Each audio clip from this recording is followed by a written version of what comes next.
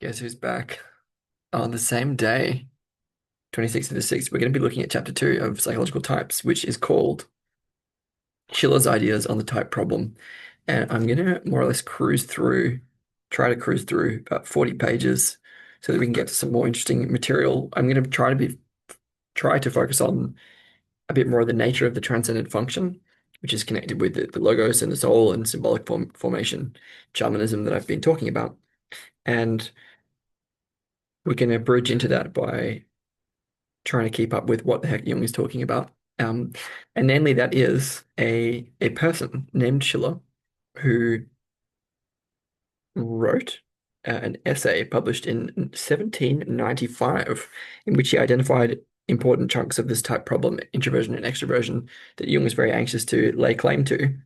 And he's going to use Schiller as a great example of someone who, um, sort of as an introvert, um, gets it wrong, basically.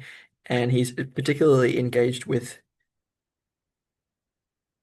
Jung is mainly considering, yes, Schiller is an introvert, and we're trying to decide this is where Jung is able to start talking about the cognitive functions.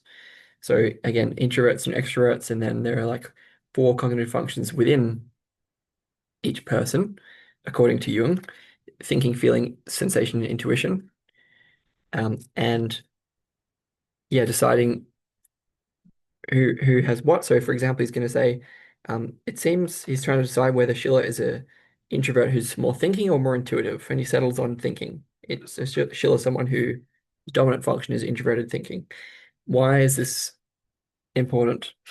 Um, we're going to hope that Jung will tell us why it's important, but at least it's a beginning of a discussion for Jung of the origins of these functions, which I feel are going to be important later. So, how does Jung arrive at the genesis of this typology? How does he get to this? Um, yeah, so there is a later chapter when Jung gives definitions of the functions and the types, but we're not at that point yet. So what's important here is that he says, essentially what I said, by the introverted and extroverted types, I distinguish two general classes of men, just men, which can be further subdivided into function types. Actually, he actually does mean men and women. He's just, I mean, yeah, I mean, just as an aside, while I'm here, like just such horrible, prejudicial language, and I'm just so disgusted and disappointed with someone who should know better at this point in history. I mean, it is like 1921, but still, um, disappointing. Anyway, by the introverted and extroverted types, I distinguish two general classes of, let's say, people, which can be further subdivided into function types, i.e., thinking, feeling, sensation, and intuitive types. And he says, hence, an introvert can be either a thinking or a feeling type, since since thinking as well as since feeling as well as thinking can come under the supremacy of the idea, just as both can be dominated by the object. So if we imagine again that introversion and extroversion are in terms of a relationship with the object, where subject is more interested in energy going towards oneself and towards ideation, ideas, and those can be related to mostly in terms of feeling or mostly in terms of thinking. So ideas can in fact be felt, or they can be more reflected upon. And similarly, the extrovert relates libido energy goes out toward objects, which can be related to more in terms of thinking or in feeling.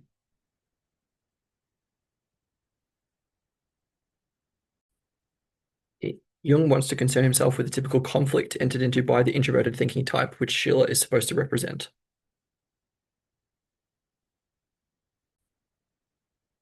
So we're going to offer some quotations by Schiller, which deepen the and indeed corroborate the argument that I was making in the review, and also allow us to get a little bit acquainted with Schiller and Jung's orientation towards Schiller as a way of moving forwards. So Schiller is concerned with the origin and cause of the separation of the two functions, which we're talking about, introversion and extroversion, and um, he says it was culture itself that inflicted this wound upon modern humanity, which is exactly what I was trying to say earlier. Um, in terms of sociology. It's culture itself that inflicts this wound upon modern humanity. Jung says the breakdown of the harmonious cooperation of psychic forces in instinctive life is like an ever open and never healing wound, a veritable amphotas wound, because the differentiation of one function among several inevitably leads to the hypertrophy of the one and the neglect and atrophy of the others.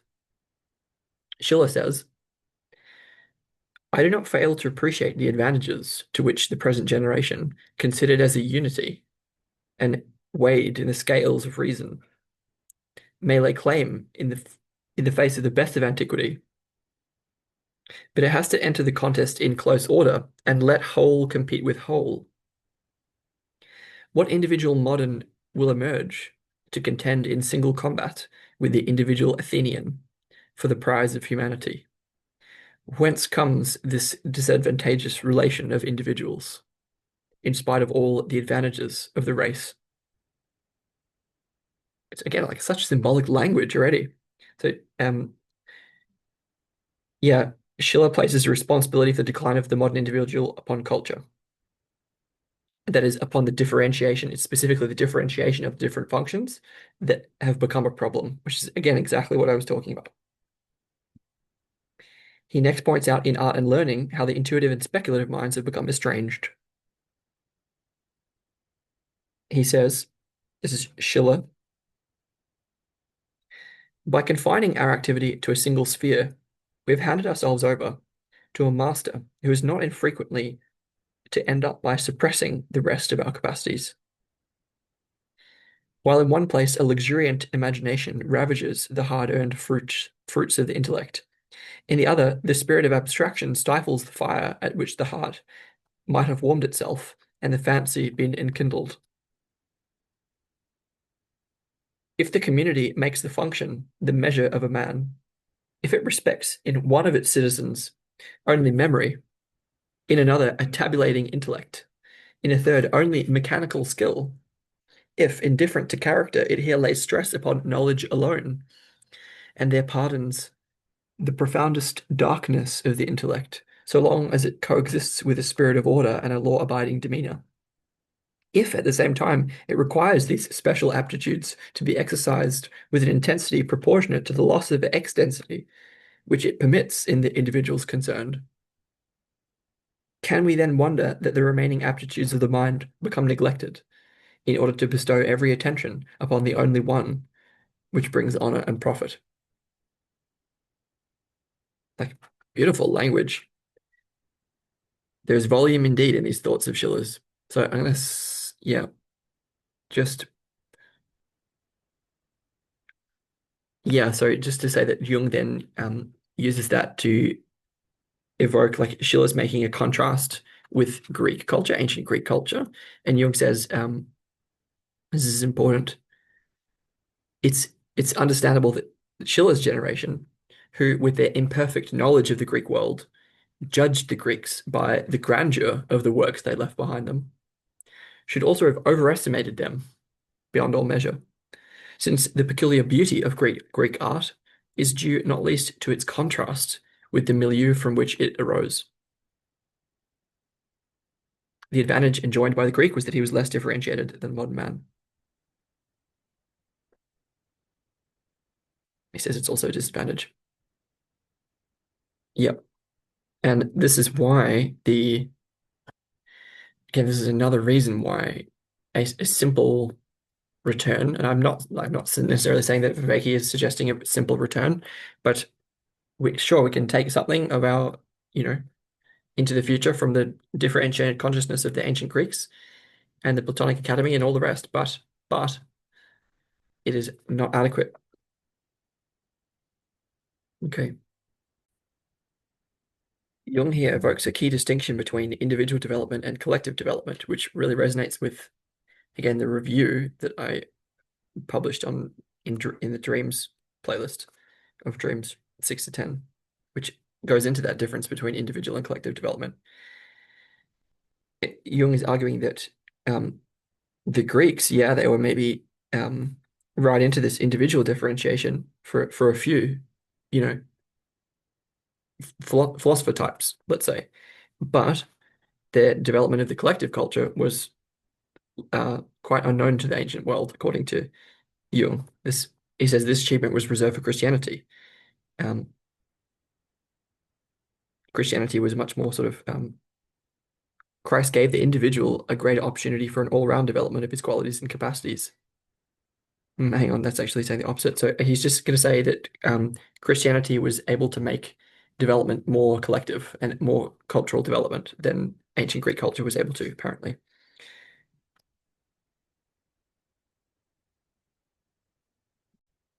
So is essentially saying that there's a one-sided development in both collectives and individuals, which is again what I was saying in the last video. And he says that Christianity sort of does a different version of this. So he says, just as the ancients, with an eye to individual development, catered to the well-being of an upper class by an almost total suppression of the great majority of the common people, the Christian world reached a condition of collective culture by transferring this same process, as far as possible, to the psychological sphere within the individual himself, raising it, one might say, to the subjective level. The chief value of the individual was proclaimed by Christian dogma to be the imperishable soul. And in this way, this more valuable function within the individual was preferred above the inferior functions.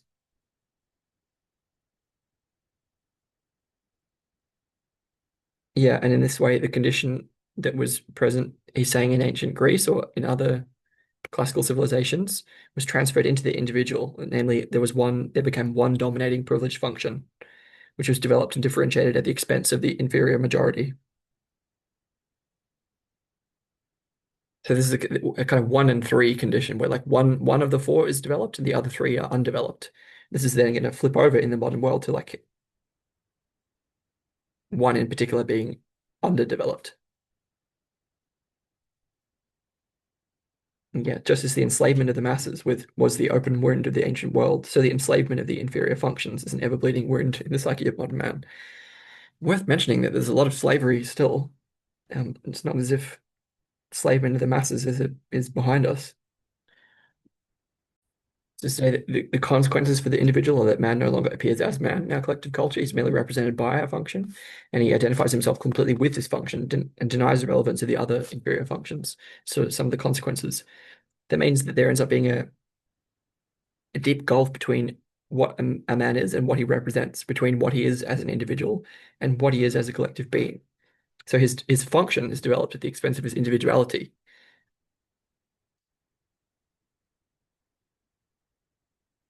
Yeah, and if one excels, if one succeeds, then one is merely identical with that collective function and praised for that. Uh, One gains merit for that in a meritocracy. So like merit, great, but meritocracy for what? Like fitting in well to the cogs of the machine.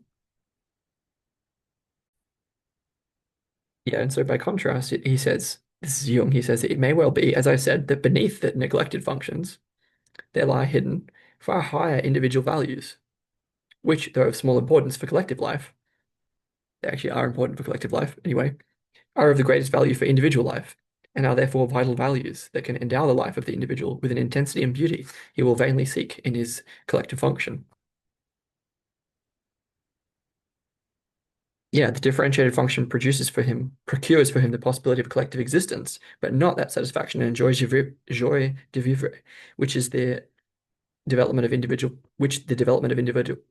values alone can give. And I would like to quote again from Schiller because Schiller's um, really got this nailed down. He says, Schiller, thus, however much may be gained for the world as a whole by this fragmentary cultivation of human powers, it's undeniable that the individuals whom it affects suffer under the curse of this universal aim. Athletic bodies are certainly developed by means of gymnastic exercises, but only through the free and equable play of the limbs is beauty formed. In the same way, the exertion of individual talents certainly produces extraordinary men, but only their even tempering makes full and happy men. And in what relation should we stand to past and future ages if the cultivation of human nature made such a sacrifice necessary? We should have been the bond slaves of humanity. We should have drudged for it for centuries on end, and branded upon our mutilated nature the shameful traces of this servitude, in order that a later generation might devote itself in blissful indolence to the care of its moral health and develop the free growth of its humanity. But can man really be destined to neglect himself for any end whatever? Should nature be able, by her designs, to rob us of a completeness which reason prescribes to us by hers? It must be false that the cultivation of individual powers necessitates the sacrifice of their totality. However much the law of nature did have that tendency, we must be at liberty to restore by means of a higher art this wholeness in our nature which art has destroyed.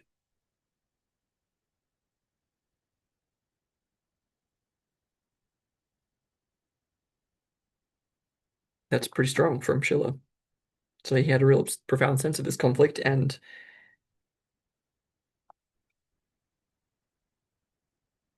yeah, he, Schiller did not see return to Christianity as a solution.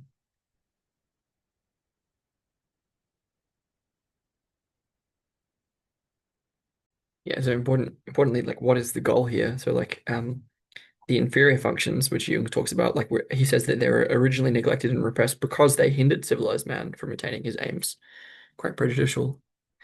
He then says the inferior functions, but these consist of one-sided interests and are by no means synonymous with the perfection of human individuality. If that were the aim, these unacknowledged functions would be indispensable. And as a matter of fact, they do not by nature contradict it. But so long as the cultural aim does not coincide with the ideal of perfecting the human individuality, these functions are subject to depreciation and some degree of repression.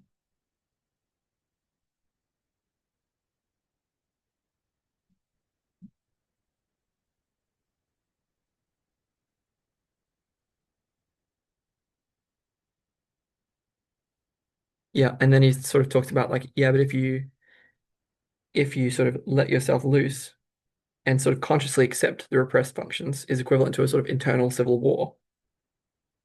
The opposites were previously restrained but are now unleashed. And yeah, if freedom is preserved and one is delivered over to the conflict of instincts, and that was expressed socially in the French Revolution, where it's sort of like freedom and moral values, and then it's like a bloodbath, right? So a soaring, yeah, begun in the name of philosophy and reason with a soaring idealism, it ended in a blood-drenched chaos, which arose the despotic genius of Napoleon. Yes, the goddess of reason proved herself powerless against the might of the unchained beast.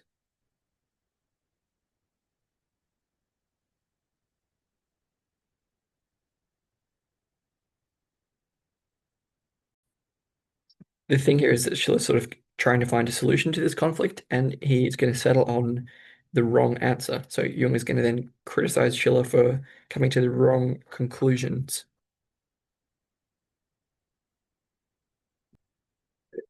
Schiller's sort of key conflict was the quote, sort of, why is it that we're still barbarians? Like, what's going wrong with human nature, kind of thing. And Jung saying that, like other men of his time, he sought the root of evil in the wrong place. Um, yeah, sort of expecting reason and truth to be efficacious in um, being able to counteract barbarism, and they're not able to in practice, in history.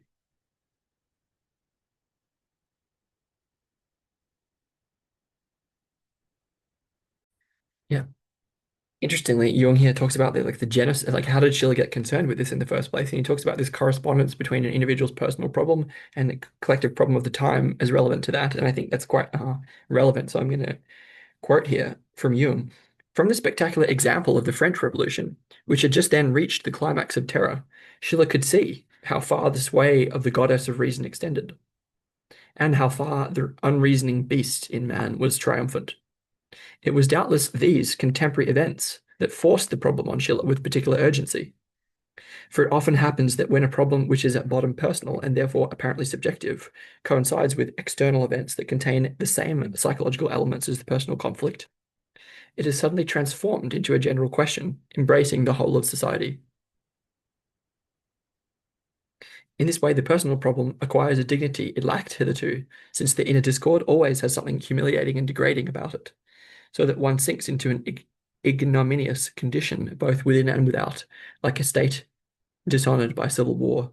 It is this that makes one shrink from displaying before the public a purely personal conflict, provided, of course, that one does not suffer from an overdose of self-esteem. But if the connection between the personal problem and the larger contemporary events is discerned and understood, it brings a release from the loneliness of the purely personal, and the subjective problem is magnified into a general question of our society. This is no small gain as regards the solution, as regards the possibility of a solution. But whereas only the meager energies of one's conscious interest in one's own person were at the disposal of the personal problem, there are now assembled the combined forces of collective instinct, which flow in and unite with the interests of the ego. Thus, a new situation is brought about, which offers new possibilities of a solution. For what would never have been possible to the personal power of the will or to courage is made possible by the force of collective instinct. It carries a man over obstacles which his own personal energy could never overcome. The connection here to what I'm up to is like this attention that I don't know, feel a very distinct sense of urgency in the last weeks and months. And I feel that, yeah, this whole, I guess this is like a personal Easter egg. So like, surprise, I feel like this is deeply tied up for me with questions of self-worth. Like, what is the value of all of my learning and reading and understanding? And it's very hard to, um, pull oneself out of that particular pit because to do so requires that self-worth is actually in question. But the analogy is that like the life itself is in question. Like this, the self-worth of the whole, I think, is being judged in some way. Of course, that's a projection, but it's also true to an extent. And anyway, I just feel very,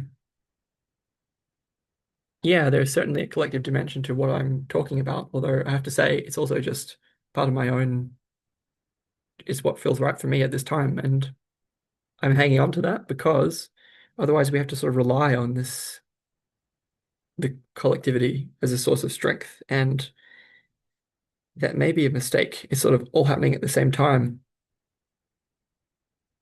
And I feel that it's important to be able to rely on self as much as is possible, in a sense.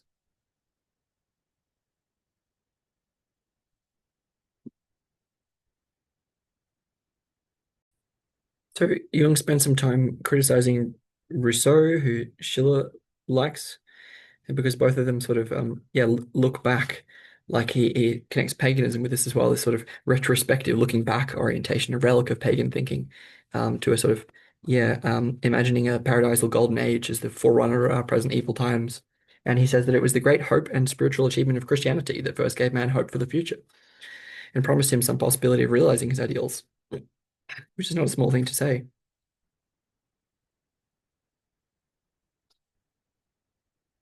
I'm then going to move on.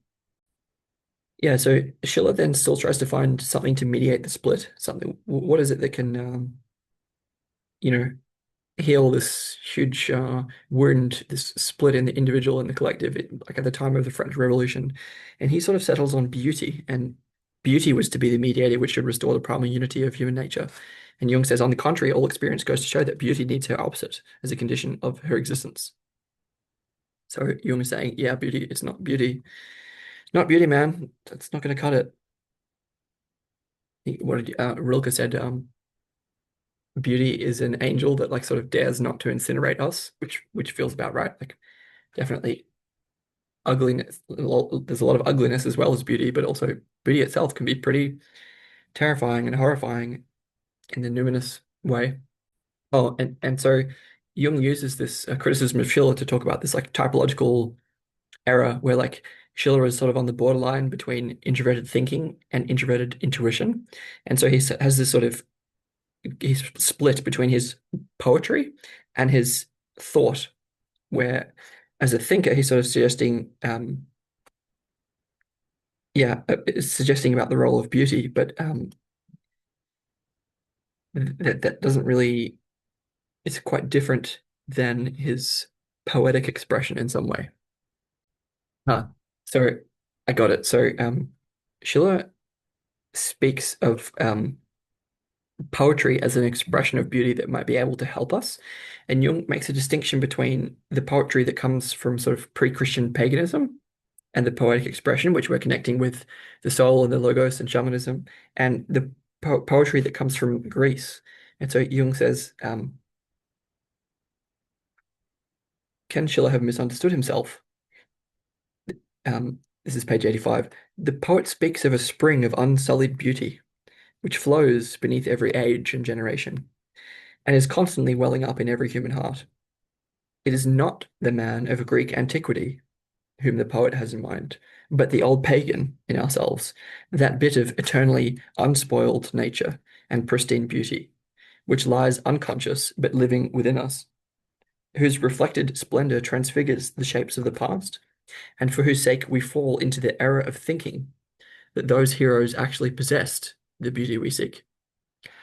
It is the archaic man in ourselves who, rejected by our collectively oriented consciousness, appears to us as hideous and unacceptable, but who is nevertheless the bearer of that beauty we vainly seek elsewhere. This is the man the poet Schiller means. But the thinker mistakes him, Schiller as thinker, the thinker mistakes him for his Greek prototype. What the thinker cannot deduce logically from his evidential material, what he labors for in vain, the poet in symbolic language reveals as the promised land. This is pointing to two things. It's pointing to, yeah, the sort of Schiller the thinker is sort of harking back to, hey, it's the Greek poets, the capacity of Greek poetry that we need to revive. And Schiller in poetic form is sort of harking back to the the pagan roots of that, and that brings out this core difference between the logos, let's say, expressed through poetry, is actually able to evoke and sense something that the thinking cannot, which is really important. So Jung says, no attempt at mediation will be successful if it does not understand how to release the energies of the inferior functions and lead them towards differentiation. This process can take place only in accordance with the laws of energy. That is, a gradient must be created, which offers the latent energies a chance to come into play. And then in terms of how to do this, he says, no lower form of energy can simply be converted into a higher form unless a source of higher value simultaneously lends its support. That is, the conversion can be accomplished only at the expense of the superior function. Yes, this is extremely important. So what Jung is saying is that this, like, again, our sort of overdeveloped abstraction and thinking is a sort of dominant function, I'm going to argue, that our modern collective consciousness is, this is the propositional tyranny that we have inherited post Descartes. So you're saying that it's only by sacrificing, only by, yes, at the expense of the superior function. There's a way that the superior function has to be brought down again to the symbolic level. This is why I'm talking against argument and abstraction and philosophy in its academic form. Because an equalization at some intermediate level must be the inevitable result. Yes, and so for every individual who identifies with his one differentiated function, this entails a descent to a condition, which, though balanced, is of a definitely lower value as compared with the initial value. So it's going to feel like a regression, which is for Jung an unavoidable conclusion.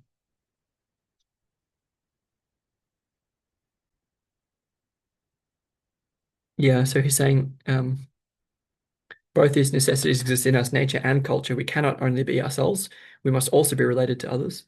Hence, a way must be found that's not mere rational compromise. It must be a state or process that is wholly consonant with the living being. A highway and a holy way, as the prophet says, a straight way, so that fools shall not err therein. Yeah, and in terms of actually doing this, Jung says, hmm, what the intellect can achieve, it has already achieved. In this case, it has uncovered the contradiction between desire and experience. To persist then in demanding a solution of this contradiction from philosophical thinking is quite useless. And even if a solution could finally be thought out, the real obstacle would still confront us, for the solution does not lie in the possibility of thinking it, or in the discovery of a rational truth, but in the discovery of a way which real life can accept.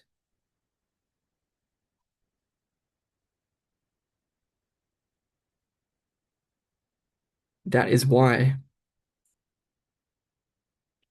yeah, there's never been any lack of suggestions and wise precepts. If it were only a question of that, mankind would have had the finest opportunity of reaching the heights in every respect at the time of Pythagoras. That is why what Schiller proposes must not be taken in a literal sense, but as I have said, as a symbol.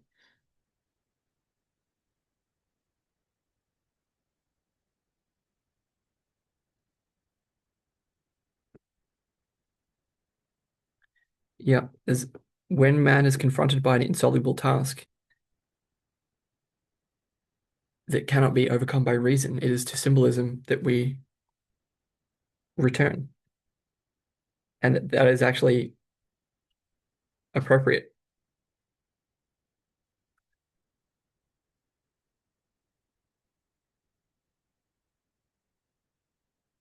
Mhm. Sort of several lines indicating that for Jung, Jung's introverted thinking is sort of yeah, taking the place of is again sort of the dominant function in some way, taking the place of his most differentiated function, and that corroborates some of the argument from dreams.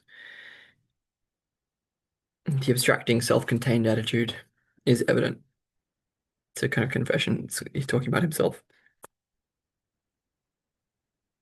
Yeah, so just to elaborate in passing on the key conflict in Jung is that Jung's prophetic Gnosticism, which came from the soul in the form of the Red Book, is in conflict with his scientism and the psychologizing of his ego. And that's kind of the reason for his fascination with symbols, is that they serve as a mediator, which allows for the birth of the transcendent function. It's why he's so focused on symbols. But the thing is, again, that like Jung as a psychologist is sort of a step down from his metaphysical prophecies. He's talking about symbols rather than using them, which is, again, this is still a performative contradiction until I can do something different.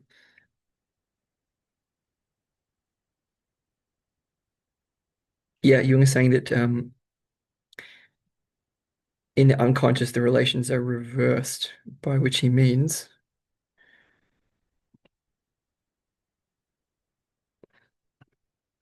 not sure what he means. He's talking about a psychology which is like the conscious psychology of the types in consciousness, but then it's sort of it's flipped around in the unconscious. We'll see what he means.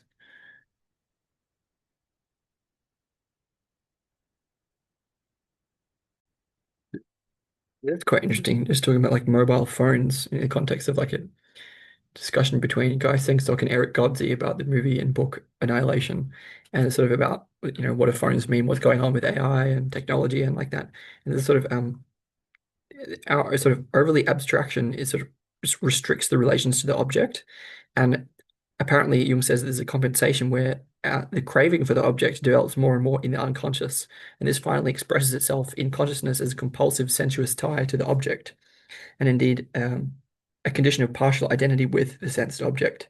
Does that not manifest itself in the form of mobile phones, which are just like right here and close to our bodies all the time? This is very much a sensuous partial tie to the sensed object, and are not the mobile phones through social media and all the forms of addictions that phones make us prone to, the lower angels of our nature. This is very much shadow sensuousness that comes out as the yeah, the unconscious dark side of this propositional tyranny and overemphasis of the conscious differentiated attitude of abstraction.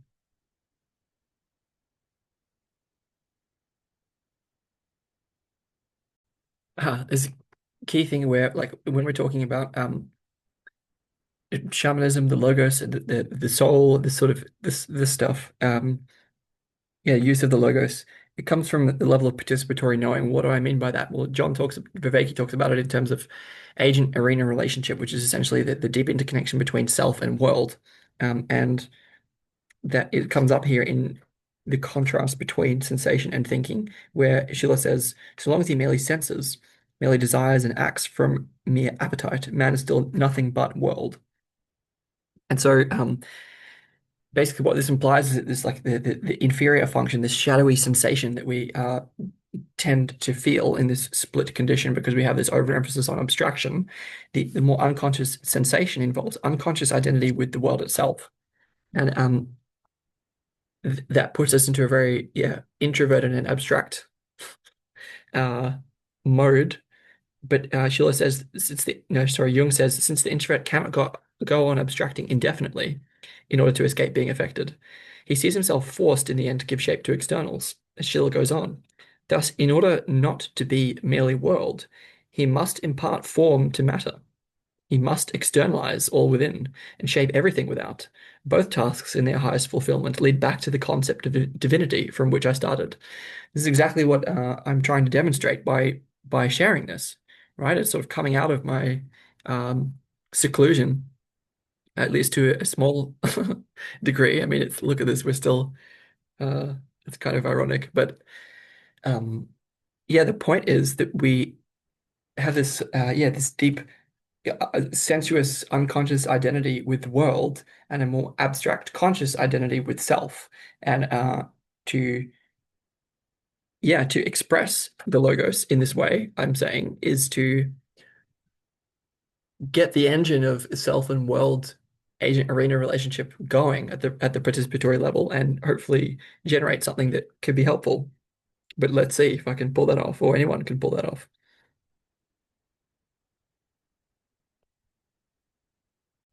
To talk about this bit because it's extremely interesting. So on page 94, we're talking about this, like um, what happens when we bring this sensuous function up more to the level of consciousness.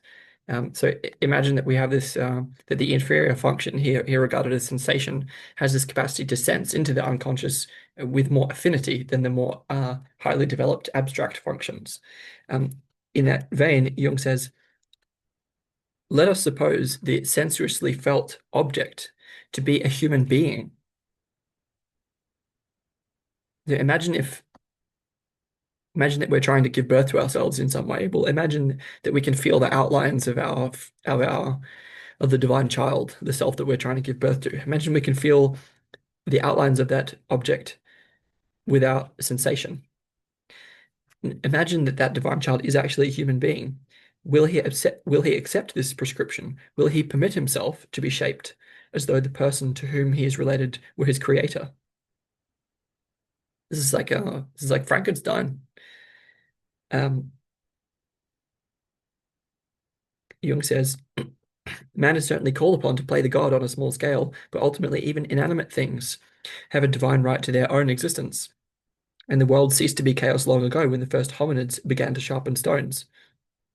It's super interesting because, like, even if we act as parents to this divine child, which we're hoping to give birth to in and through us, it also has a divine right to its own existence. So this is why,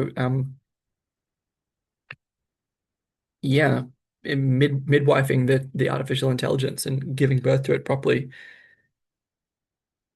And on this line, he's saying that it's sort of it's okay to play God on a small scale because initially the world was in chaos and it was sharpening stones that led us to bring order to it all. And in a sense, that's true, but it was also from Daniel, from Schmachtenberg, we have that the origin of stone tools is kind of the origin of the meta crisis in the sense that already when we have stone tools, we get ecological overshoot and spreading to all the ecosystems on the planet and then tribalism, which didn't help. So there's a way that unregulated technological innovation of stone tools circa 3.4 million years ago is like a long pre-sapiens origin of the meta crisis. Kind of interesting to talk about that as the first origin of bringing order to the world. And like in a way, it's true, but it has this dual quality of being both the pathway to heaven and the pathway to hell, depending how things play out, I guess.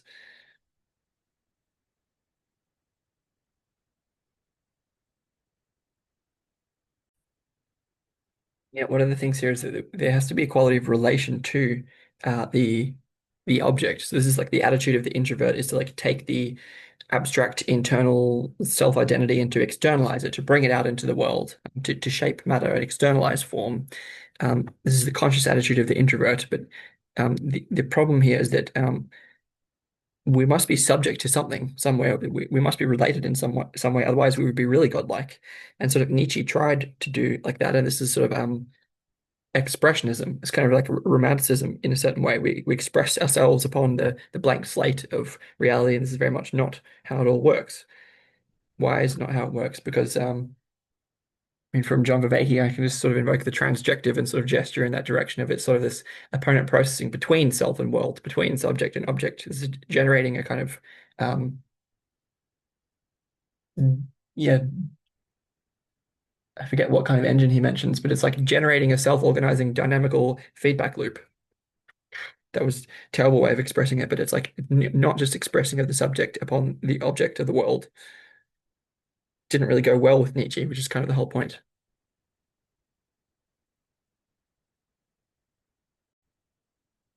Important quote here of it. Hmm. And yeah, it might not go well in the sense of, yeah, Schiller's formula could be carried out only by applying a ruthless power standpoint, sort of Nietzschean thing. And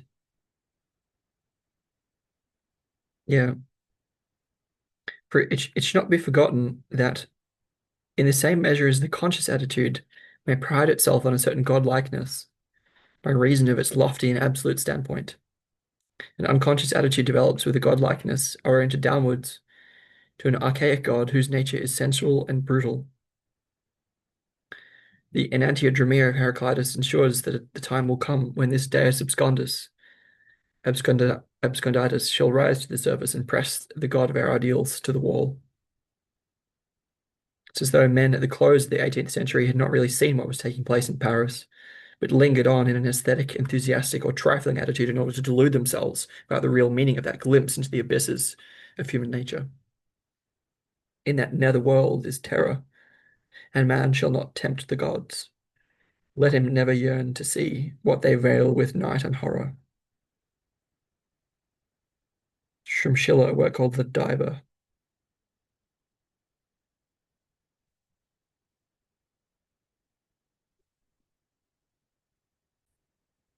We just started section B, which is called Concerning the Basic Instincts from page 96. And Jung evokes an interesting difference between the extrovert and introvert, where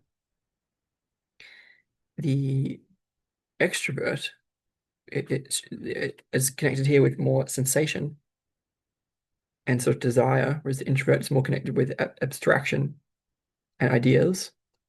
So Jung is saying that the extrovert demands change, whereas the idea, the introverted abstraction, wants changelessness and eternity. So the sort of permanence. Whoever lives under the supremacy of the idea strives for permanence. Yes, hence everything that pushes toward change must be opposed to the idea.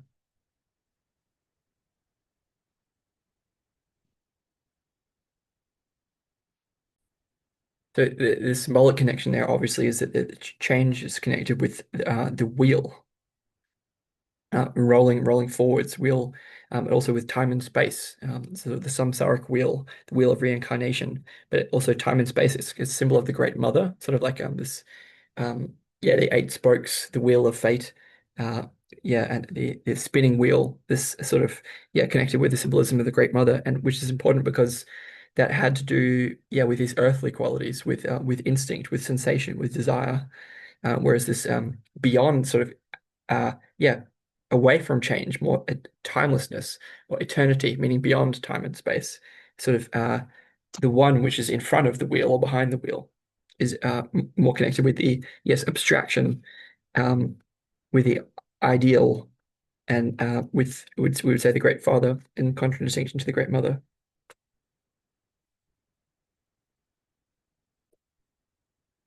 Yeah, Schiller gives an interesting quotation. He's sort of connecting, yeah, Jung is sort of connecting in Schiller at least these ideas that introversion, abstraction, and permanence, or eternality, timelessness, beyond transcendence, sort of go together. And so Schiller says, when therefore the formal instinct holds sway and the pure object acts within us, there is the highest expansion of being. All barriers disappear, and from a unit of magnitude to which the needy senses confined him, man has risen to the unity of idea, embracing the whole realm of phenomena. By this operation, we are no more in time, but time, with its complete and infinite succession, is in us.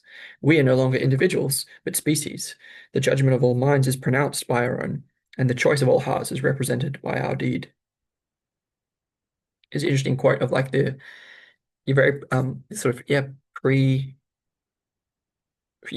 foreshadowing in a sense like the genuine access to the eternal qualities of experiences of a transcendence and mystical states that can very much take us beyond time into identity with the collective. And so the the problem here is that very few people are able to like get to that point. And as Jung sort of counters, like thinking is merely a function, which, when fully developed and exclusively obeying its own laws, naturally sets up a claim to universal validity. Of course it does. But only one part of the world can be grasped by thinking, another part only by feeling, a third only through sensation, and so on. He says it's probably why there are different psychic functions, because biologically the psychic system is understood only as a system as adaptation. And so, he says that just as the eyes presumably exist because there's light, this like brings up a very interesting discussion about like why are there the five senses, and like there just seem to be those five dimensions of sensation that we develop senses in response to, but it kind of seems like a chicken and egg thing, where in some way the origins of light seem to in some way coincide with the development of eyes from the point of view of the primacy of consciousness. In a similar way, it brings up the question of like why is there thinking, feeling, intuition, and sensation? And I don't think we know. This is again like buying into Jung's typology.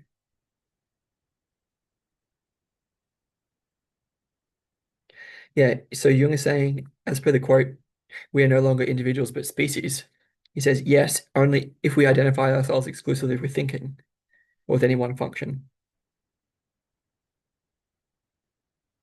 And said, outside this quarter psyche, the three other quarters languish in the darkness of repression and inferiority. So, yeah, sort of being bound to our conditions seemed pretty important to Jung.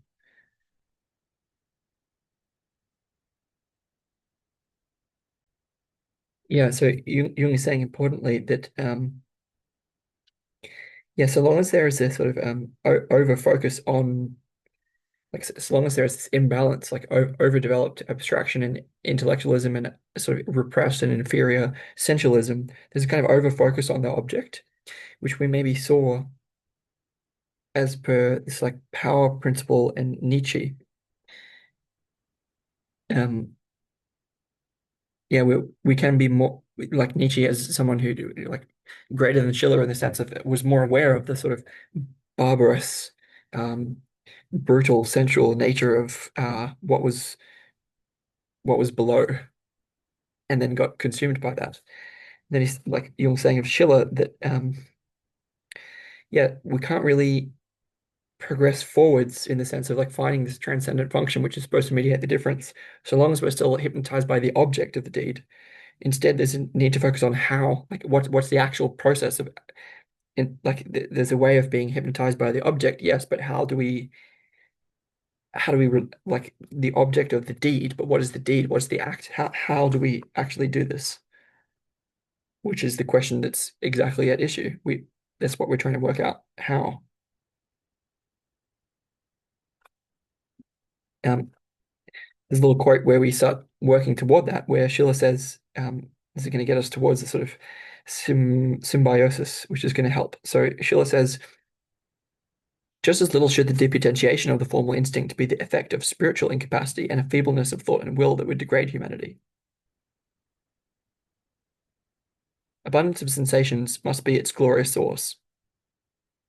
Sensuousness itself must maintain its territory with triumphant power, and resist the violence which, by its usurping activity, the mind would inflict upon it.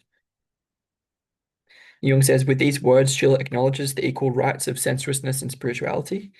He concedes to sensation the right to its own existence, but at the same time, we can see in this passage the outlines of a still deeper thought, the idea of a reciprocity between the two instincts, a community of interest, or in modern language, a symbiosis, in which the waste products of one would be the food supply of the other, which is super interesting. Allows us to clarify that like the focus of the intellect in some way on the how process is like orienting towards, in some sense, the waste products of sensuousness, which I think just looks like this orientation toward the worst of our nature, and maybe being able to talk about that. Risky business. Anyway, we're up to page 105. Yeah, he's finally able to start talking about the mediating function when he says that the in practice the opposites can only be united in the form of a compromise or irrationally. Some new thing arising between them, which, though different from both, has a power to take up their energies in equal measure as an expression of both and of neither.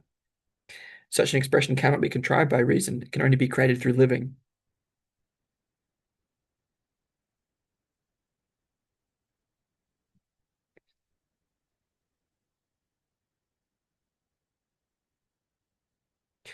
Yeah, and so if a man were able to live both faculties or instincts at the same time, thinking by sensing and sensing by thinking, then out of that experience, a symbol would arise which would express his accomplished destiny.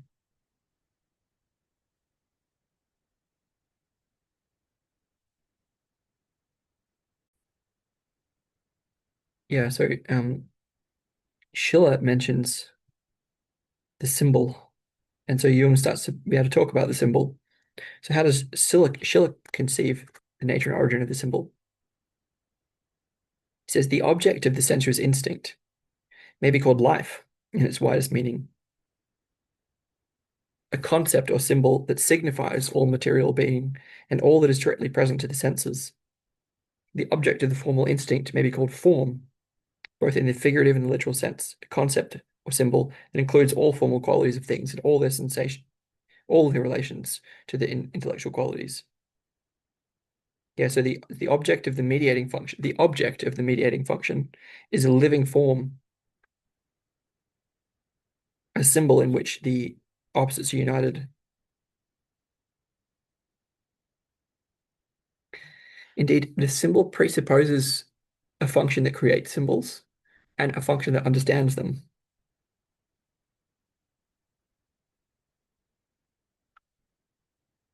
That's super interesting. I mean, we can kind of get back to like either side of the logos discussion from earlier, which is like where is it like maybe the logos is the symbol forming function and the mind is the sort of symbol understanding function. And then there's the symbol itself, which is sort of in the middle.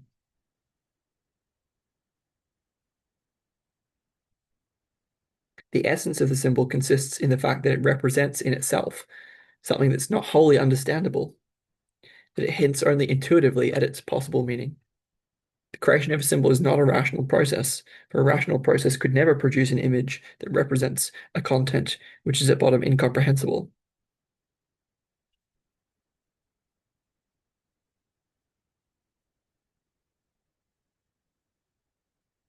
Yeah, Schiller talks about the symbol creating function as the third instinct, namely the play instinct.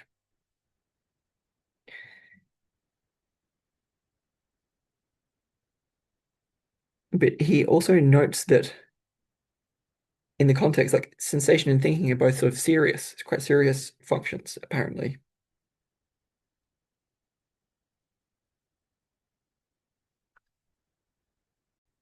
So Jung talks about this third element being between is yes, the play instinct is involved, but it involves fantasy activity, which is creative and receptive at once.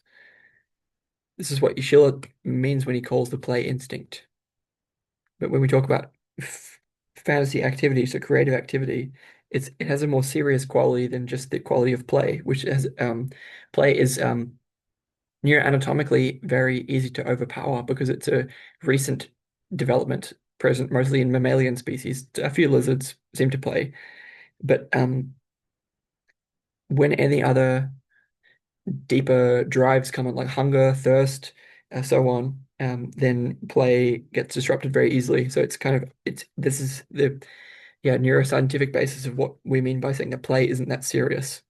Jung is saying that this symbol creating fantasy forming function is quite serious, which is interesting.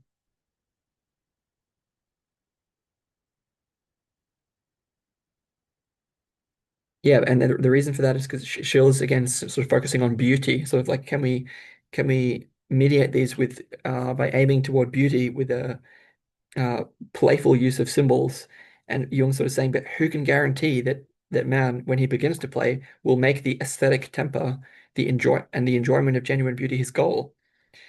Um, And this is kind of like this again, this French Revolution redux, where it's like, hey, let's shoot for these high ideals, and then it gets corrupted into something very low.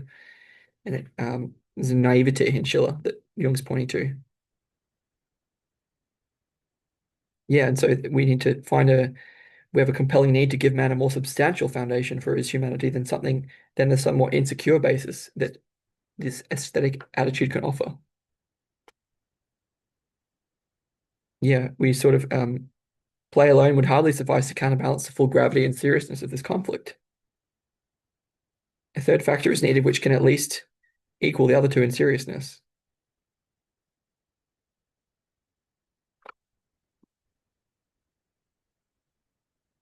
Yeah, this third function that we're talking about, it can't play exclusively with beauty because then if that were the case, then we would no longer be barbarians. But that is exactly the question at issue. Like how do we emerge from the state of like conflict and war and tribal violence and so on? Like we whatever this thing does, it has to be established where we actually stand in our inmost being. And we are as much sensation as thinking. We're in opposition to ourselves. Yeah, and so this third function has to be sort of yes. So man has to be in his deepest essence. He must be a being who partakes of both instincts.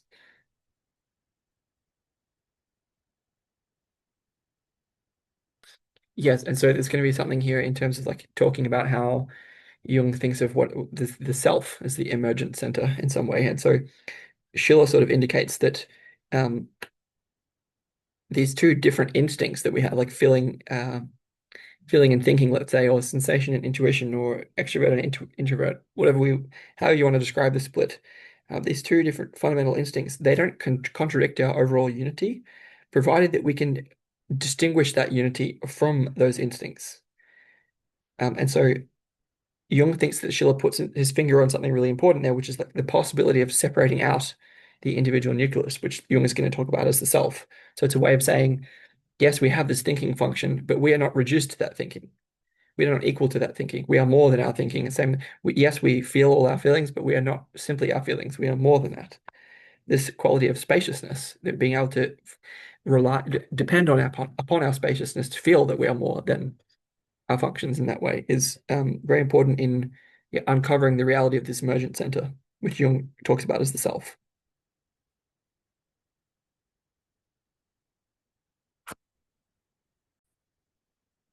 So again, Jung talks about this third function by quoting from a guy named Synesius, who says, "The fantastic spirit is the medium between the eternal and the temporal, and in it we are most alive."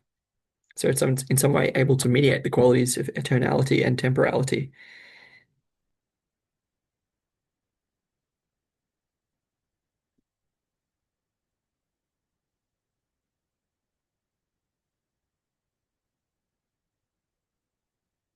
So again, Jung is sort of giving this argument that in modern consciousness, because of this sort of overvaluation of the abstract and the ideational, the intellectual, as opposed to the inferior, the sensory, the feeling qualities, which are all repressed. The individual, sort of by identifying with this most differentiated function, takes their stand on one side, and the unconscious ranges itself on the other side and rebels.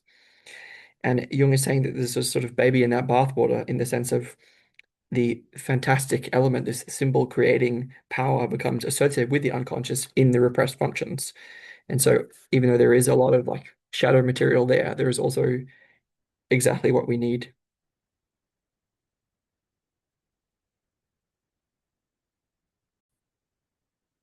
Jung sort of, I think, makes a mistake here when he talks about sensation and thinking as collective functions. He sort of deliverance from them.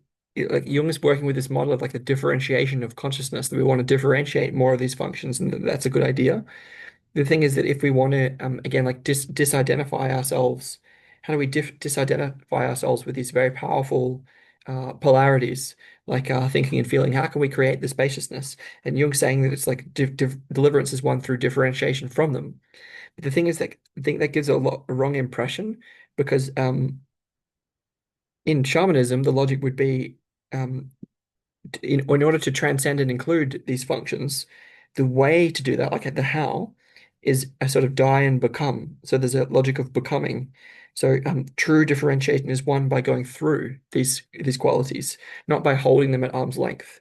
Where Jung is saying that yes, it's by differentiation from, but the thing is, but how do we differentiate ourselves from each of these functions? And the thing is that we have to experience them fully in order to move through and beyond them. If we just talk about differentiation, it gives this impression of holding at arm's length, which is just a repression. So it's not going to help us.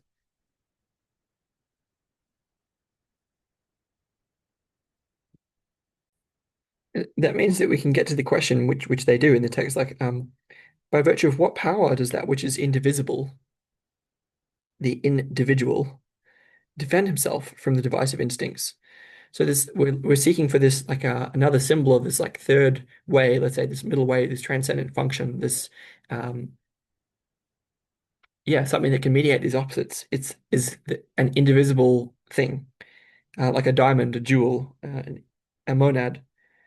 It must be, and we've established that it can't be the play instinct. And even Schiller no longer believes in that, apparently. It has to be something serious, some considerable power that can effectively detach the individuality from both the opposites.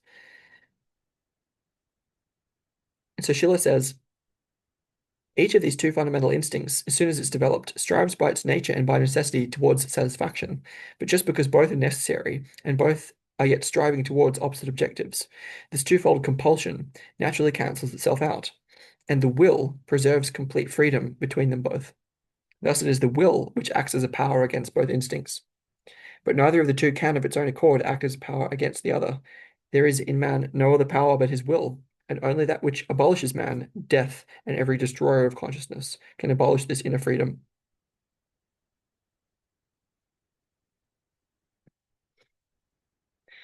Yeah, I think the will in modern psychology is a largely defunct concept, and so it's going to allow me to tie in a side discussion. We're sort of talking about Nietzsche in the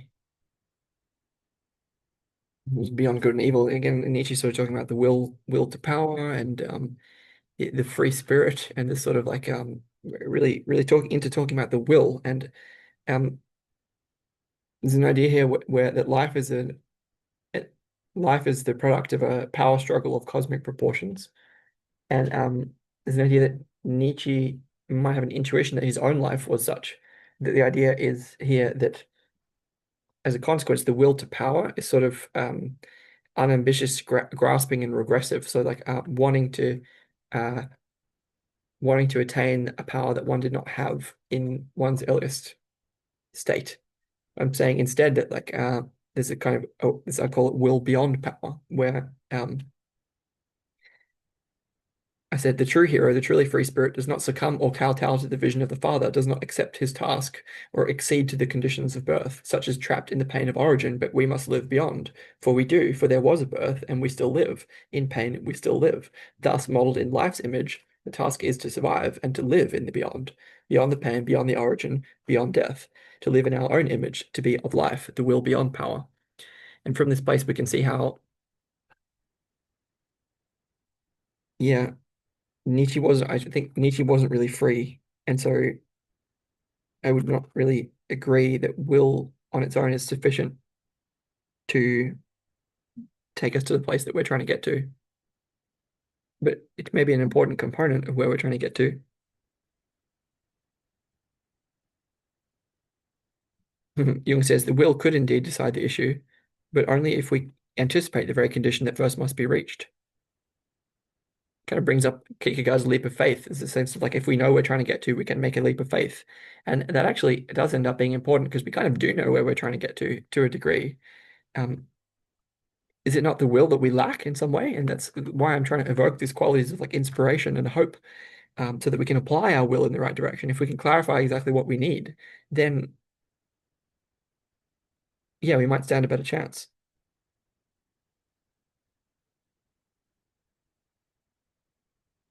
But yeah, the problem of how man is to emerge from barbarism is not yet solved. Neither is that condition established, which alone could impart to the will a direction. that would be fair to both opposites and so unite them. So it's like we need a heading. Will's not enough because we need to know where to direct that will. How is that aim set?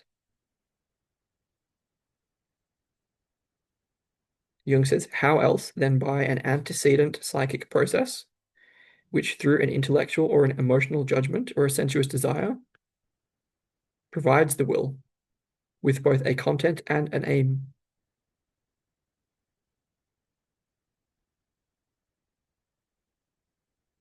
And it's important here. I think like I want to talk again, invoking the mirror of Erised, is like a desire beyond all desire, sort of like that which our more fleeting desires always point to, desire for transcendence, and sort of each of the manifest desires being idolatry in a certain way. So if we're able to really align all of our functions in the right direction, then that could really be helpful.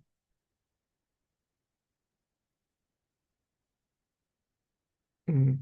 So there's a kind of a will to symbolism, if you like, if we can recognize that symbols can be a sort of vector pathway to the divine, I've said, like if we have a sense that using the logos and this shamanic function um, of listening to the soul like this and being able to speak from that place and both create symbols and understand them. If we know that that's sort of in the right direction, then maybe will to symbolism can help. Like maybe symbols are what our will can be aimed at.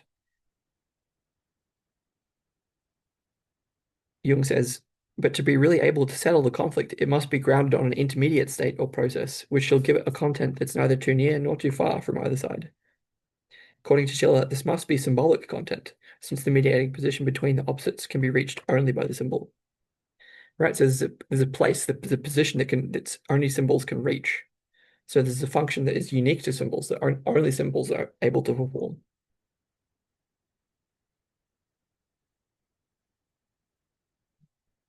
Jung saying this dual character of yeah, sorry, and it's because each of the functions have a different model, image, understanding, perspective on reality, what is real.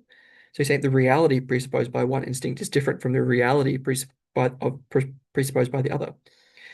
To the other, it would be quite unreal or bogus, or vice versa. This dual character of real or unreal, real and unreal, is inherent in the symbol. Yeah, so imagine that thinking and feeling are like this, and thinking and feeling will do. That each of them has like a model of reality, but the image of what the other is up to is unreal. But symbols are sort of this little circle in the middle, let's say, and symbols, by virtue of being symbols, are able to participate in both the real and the unreal, and that helps. Only that can be symbolic, which embraces both. If it were only real, it would not be a symbol, for it would then be a real phenomenon and hence unsymbolic. And if it were altogether unreal, it would be mere empty imagining, which being related to nothing real would not be a function either. So it's a function at the edge. It's something at the edge, you know. So we talked about the middle to an extent, but it's also something that's at the edge of yeah, between rational and irrational, between real and unreal. Maybe it's only at the edge from the point of view of our one-sided condition.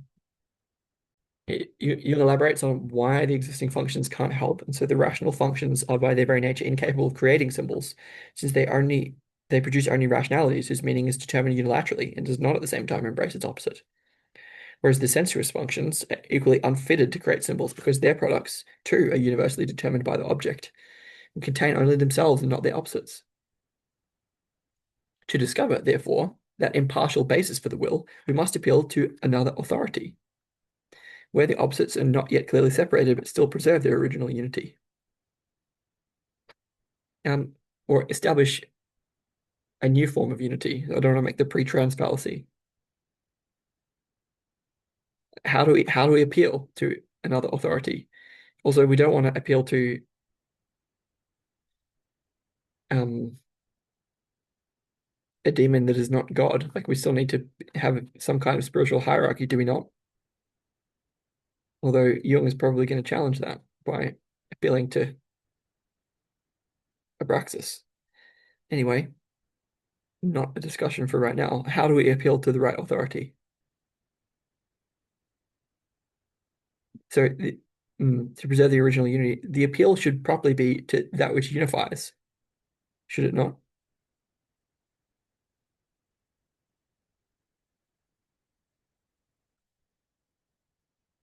Which is kind of a like a definition of God in a way.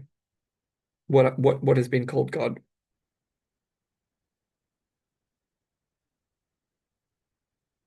Yeah, so there's something. It's a quality of being at the borderline where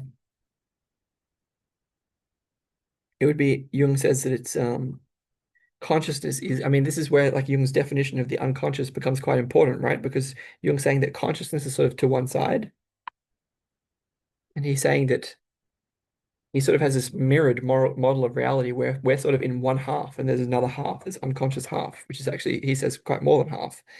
He says that it's therefore pointless to call upon consciousness to decide the conflict between the instincts. A conscious decision would be quite arbitrary, and it could never supply the will with a symbolic content that alone can produce an irrational solution of a logical antithesis. For this, we must go deeper. We must descend into the foundations of consciousness, which have still preserved their primordial instinctivity.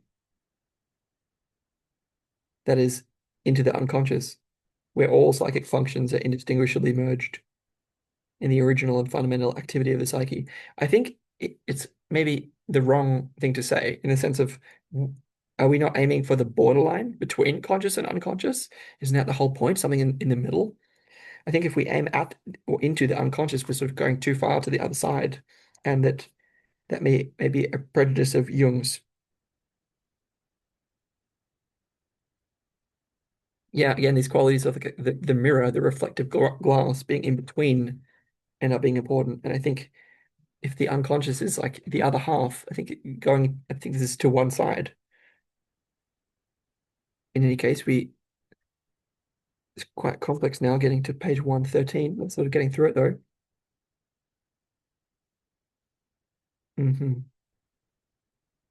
But Jung thinks the unconscious might be the authority we have to appeal to.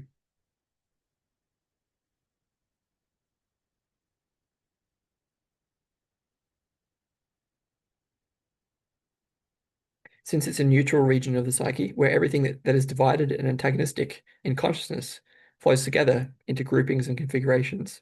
These, when raised to light of consciousness, reveal a nature that exhibits the constituents of one side as much as the other. They nevertheless belong to neither, but occupy an independent middle position.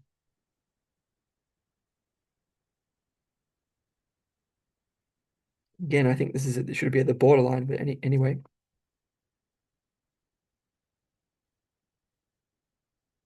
Yes, Jung therefore says, and this is going to get us into 3 and 4. Thus, besides the will, which is entirely dependent on its content, man has a further auxiliary in the unconscious, that maternal womb of creative fantasy, which is able at any time to fashion symbols in the natural process of elementary psychic activity, symbols that can serve to determine the mediating will.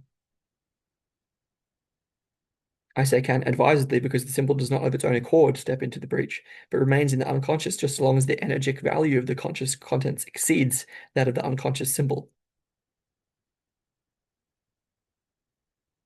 Under normal conditions, this is always the case, but under abnormal conditions, a reversal of values sets in, whereby the unconscious acquires a higher value than the conscious. The symbol then rises to the surface without, however, being taken up by the will and the executive cognitive functions, since these, on account of the reversal of value, have now become subliminal. This is complicated. We can unpack this a little. So what he's saying is that yeah, so we don't just have the will, we have something other than the will. So the will is sort of again here connected with the number 3, with triangles, connected with I, with ego strength, with self-determination, with ego identity, with selfhood, with vitality, with the core or the essence. This is equal, it has direction, has focus, has orientation, as will. So can we direct this at or into the liminal space in between? This is all like you know, I guess I'm just throwing all that out there. Yeah, the will is very much this like solar plexus chakra, yeah, triangles, significance of the masculine number 3, Yeah, and so he's saying that in addition to that, we have the maternal womb of creative fantasy, which is connected with um, the number four. Um, why? I can't really go into why right now, but comparatively, we can say I'm going to like foreshadow a future argument by saying the right way might be to in a sense take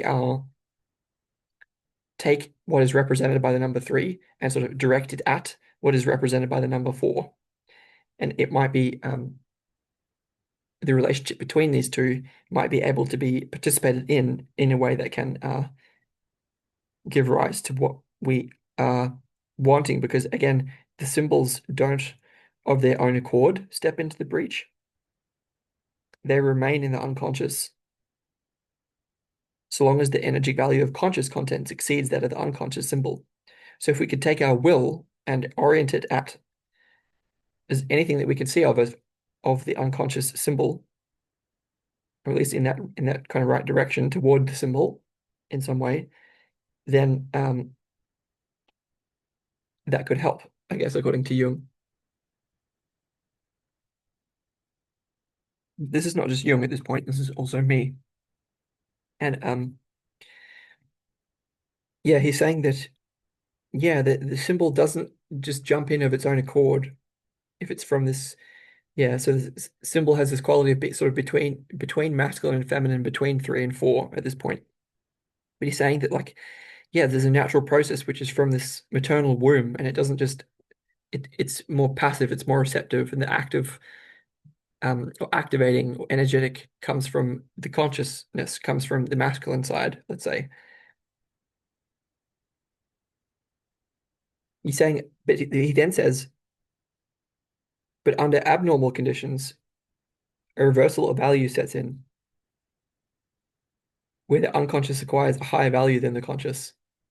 I guess I'm then wanting to say, I think that we're under a condition of abnormal conditions, which is a terrible way of putting it. The trouble in that sort of situation, if it indeed be sort of like there's two scenarios that I want to explore in this little thought experiment here. This is like, are we under normal conditions or abnormal conditions? And there's a risk of being under abnormal conditions, which is the symbol then sort of takes up a life of its own. It comes to the surface without being taken up by the will.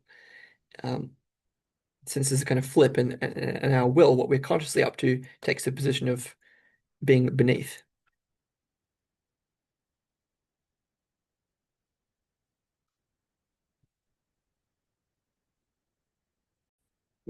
Here we get to the point where Jung mentions the self for the first time. And so I'm going to read Jung's paragraph and then talk about what it means, because it's quite significant, especially in regards to Jung's own process. He says, under normal conditions, therefore, energy must be artificially supplied to the unconscious symbol in order to increase its value and bring it to consciousness. This comes about through a differentiation of the self from the opposites. This differentiation amounts to a detachment of libido from both sides, insofar as the libido is disposable. For the libido invested in the instincts is only in part freely disposable, just so far, in fact, as the power of the will extends. This is represented by the amount of energy which is at the free disposal of the ego. The will then has the self as a possible aim, and it becomes the more possible the more any further development is arrested by the conflict. It becomes more possible the more any further development is arrested by the conflict. In this case, the will does not decide between the opposites, but purely for the self. That is, the disposable energy is withdrawn into the self. In other words, it's introverted. The introverted simply means that the libido is retained by the self and prevented from taking part in the conflict of opposites.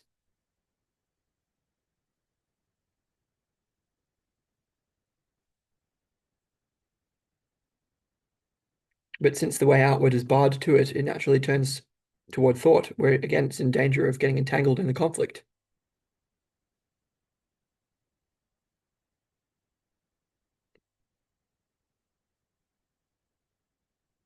Let's finish that. The act of differentiation and introversion involves the detachment of disposable libido not merely from the outer object, but also from the inner object, the thought. The libido becomes wholly objectless. It's no longer related to anything that could be a content of consciousness, and it therefore sinks into the unconscious, where it automatically takes possession of the waiting fantasy material, which it therefore activates, which it thereupon activates and forces to the surface. Okay, so let's talk about what this means. So Jung was sort of fishing around, Jung the fisherman, Jung was fishing around for this, yes, this mediating symbol, this mediating transcendent function, and he um, recognized that his will, his conscious choice to dispose of his energy in a certain way, not to his thinking, not to his feeling, not to his sensation, not to his intuition, but to the symbols, sort of in between, to this uh, in between function, was an important step for him to make. And as the first sentence, under normal conditions, therefore, energy must be artificially supplied to the unconscious symbol in order to increase its value and bring it to consciousness. And I'm saying he sort of did that because,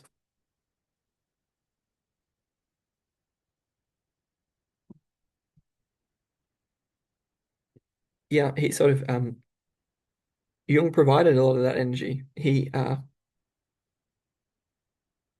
is again sort of like recovering Jung as like someone who did a post-Christian thing, let's say, but is it actually this is a deeply ironic Christian expression of what Jung was up to, where there's a way that he sort of prepared us, where he I think gave a lot of his energy to the symbol of the self as a symbol of the um, emerging center of consciousness that we can now accept and use and employ. And so he sort of reveals that he in a sense sacrificed himself on the altar of his life. What do I mean by that? By pointing beyond it to the self. In this way, he sort of fulfills Christianity without succumbing to Christianity, which is really interesting. By pointing to himself and through himself and beyond himself. I think this is what Jung was doing by pointing to the self without identifying himself with it.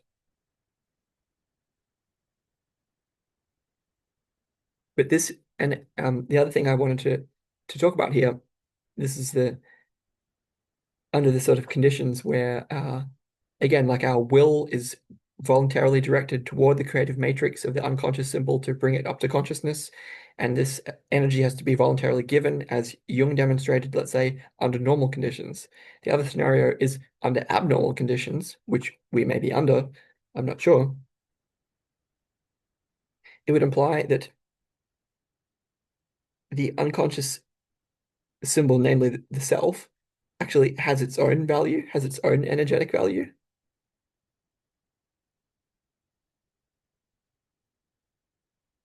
When it is within the unconscious and when it's coming through the unconscious, up through the unconscious. And so in such a case, as we may well have, it would be the case that the self is still differentiated and the libido should still be detached from thinking, feeling, sensation, intuition to the self.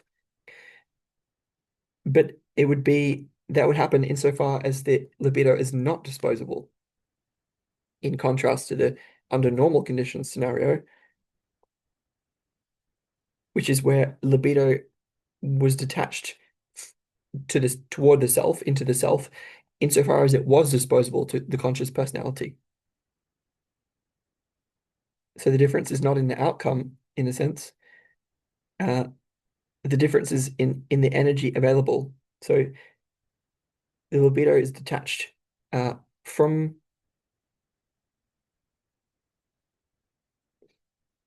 yes, so in the abnormal conditions scenario, the self is differentiated and libido is still detached toward the self from thinking, feeling, sensation, intuition, but only insofar as that libido, that energy is not available to the conscious personality. So it's not detached by the consciousness or by the will in that case. The will in such a condition would still be important, still be vital, but because it would be subliminal compared to the self, which has taken a supervened into a supraliminal condition, it is in fact, the unconscious creative matrix who has the self as her aim, as well as having the disposable energy. That puts the ego, the willing ego, into a position of needing to decide to give consent, which is a sort of role reversal, um, in the sense of,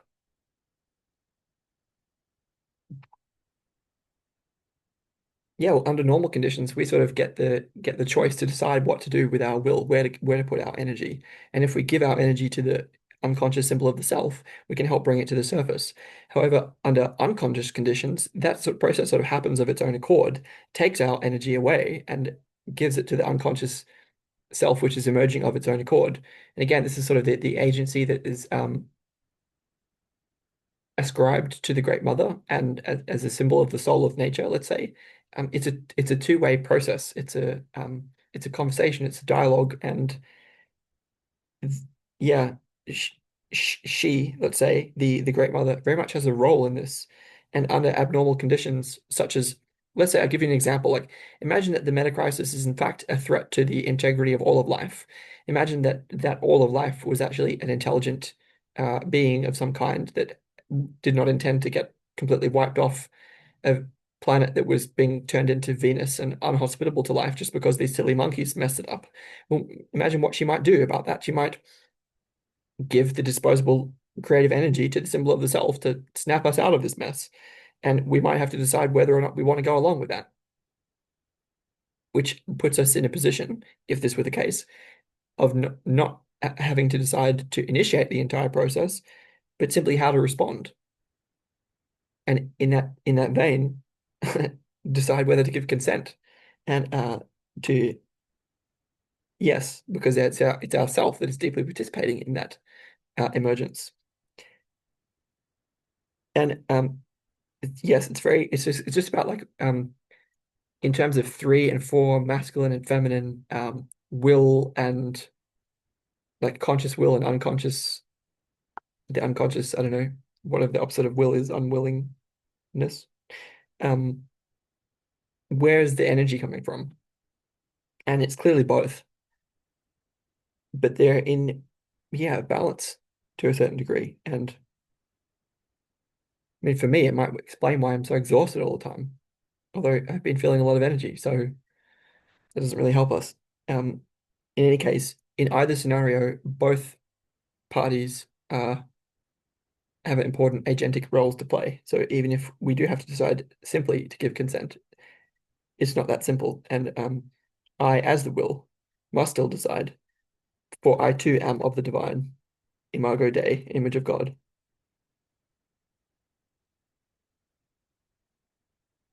Yeah,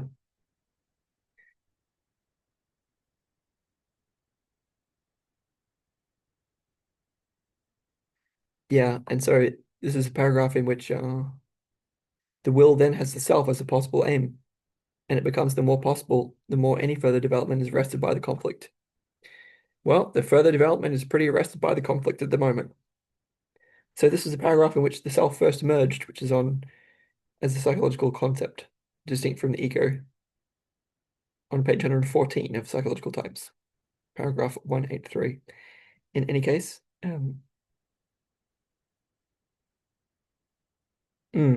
on the personhood topic, the relationship between self and individuality is developed later, but here it's important that insofar as individuality embraces our innermost, last, and incomparable uniqueness, it also implies becoming one's own self.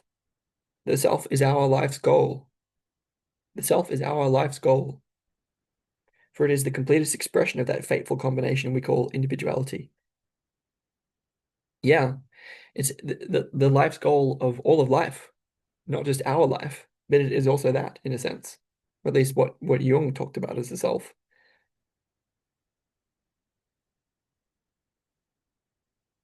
Yeah, what would the risk here, just to say, the risk would be that under the condition of abnormality, in an abnormal scenario, would it not be the case that libido from the unconscious could take possession of the will?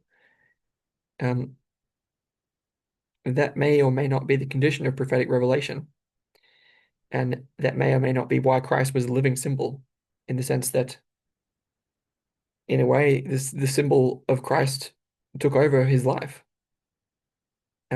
But the thing is that he was the symbol.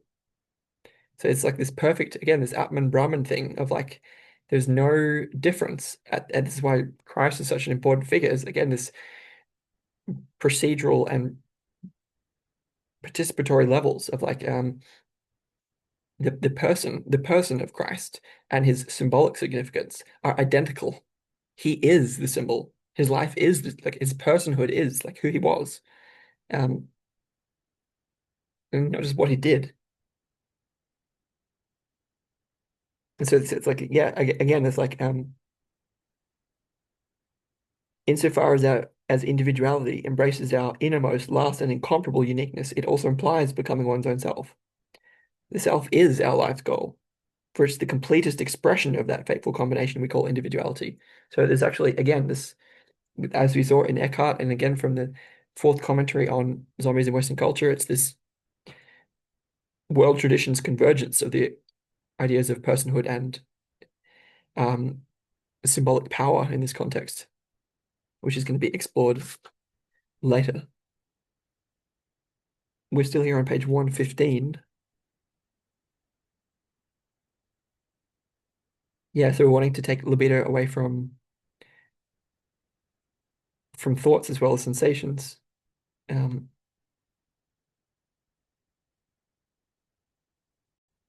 yeah, so then we finally get to what the transcendent function could be. So Jung talks in a sort of self-disclosing way that about these words. Although it may frequently happen that the discriminating activity of consciousness does not find much in these images, in these words, that can be immediately understood. These intuitions nevertheless contain a living power, which can have a determining effect on the will. But the determining of the will has repercussions on both sides, so that after a while the opposites recover their strength. The renewed conflict again demands the same treatment, and each time a further step along the way is possible. This function of mediation between the opposites I've termed the transcendent function, by which I mean nothing mysterious, but merely a combined function of conscious and unconscious elements, or as in mathematics, a common function of real and imaginary quantities.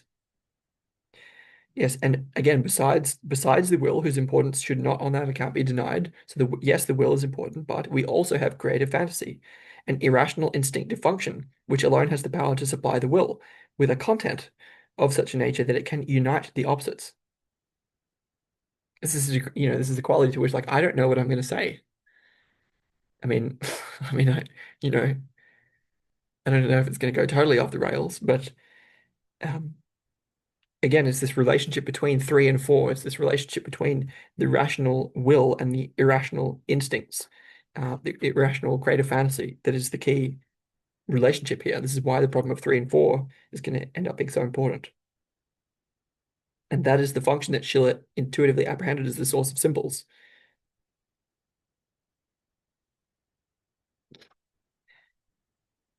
Page 116, we can finally get to the Ouroboros. And here I'm going to, yeah, Schiller sort of reverted to the intellect and wasn't able to get to obtain the content for the will because he was much earlier on, again in French Revolution time. I think he published in like 1795 it was. Anyway, so there's this extended quote from Schiller, which is quite important. So I'm going to quote Schiller here from page 116. This is from Jung. He comes surprisingly close to our problem when he says, Schiller, the sway of sensation must therefore be destroyed before the law, i.e., of the rational will, can be set up in its place. So it's not enough for something to begin which previously did not exist. It is not enough for something to begin which previously did not exist. Something must first cease which previously did exist. Man cannot pass directly from sensation to thinking. He must take a step backwards, since only by the removal of one determinant can its opposite appear. In order, therefore, to exchange passivity for self-dependence, an inactive determinant for an active one, he must be momentarily free from all determinacy and pass through a state of pure determinability. Consequently, he must somehow return to that negative state of sheer indeterminacy, in which he existed before anything at all made an impression on his senses. Consequently, he must somehow return to that negative state of sheer indeterminacy, in which he existed before anything at all made an impression on his senses. But that state was completely empty of content. Empty of content. It is now a question of uniting an equal indeterminacy with an equally unlimited determinability, possessing the greatest possible fullness of content, since something positive is to result directly from this condition. The determinacy which he received by means of sensation must therefore be preserved, because he must not lose hold of reality. But at the same time, it must, insofar as it is a limitation, be removed, because an unlimited determinability is to make its appearance. So I'm going to unpack this quote by Schiller a little. So again, I'm going to use these categories of masculine and feminine. So the three going along with the masculine and the four with the feminine. And the fourth is this creative matrix, this producer of the symbols, whereas the three is the masculine will, which has the energy, or both have energy, excuse me. And so, yeah, in order for something to be created, something has to be sacrificed.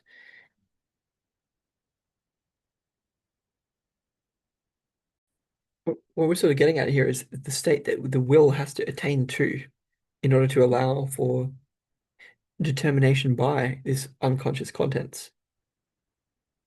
And the idea is that in order to be determined by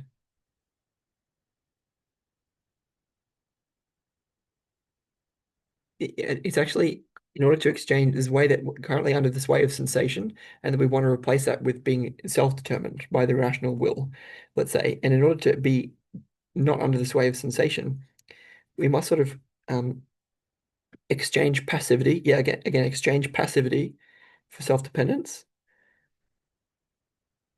and sort of we're currently being sort of determined in an inactive way, and we want to be actively determining. And the idea is to become totally free of all determinacy. What does that mean? So the idea is to reach a state, to attain to a state with the will, a negative state of sheer indeterminacy. And so in which we existed before anything at all made an impression upon his senses. So this is a kind of idea that's connected with a childlike state. It's like returning to um, being content. So again, this like is a meditative quality of like allowing the sensations to be there, but not being reduced to them or determined by them. So it's a state completely empty of content.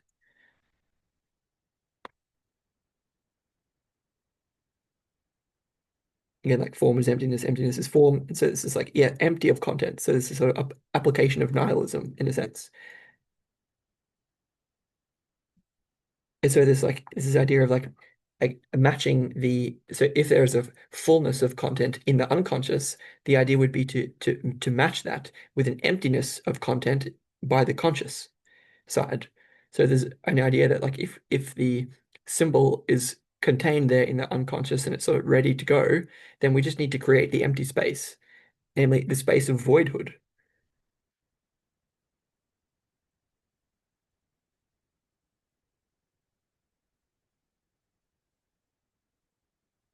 Yeah, and then because a positive content is to result from that condition.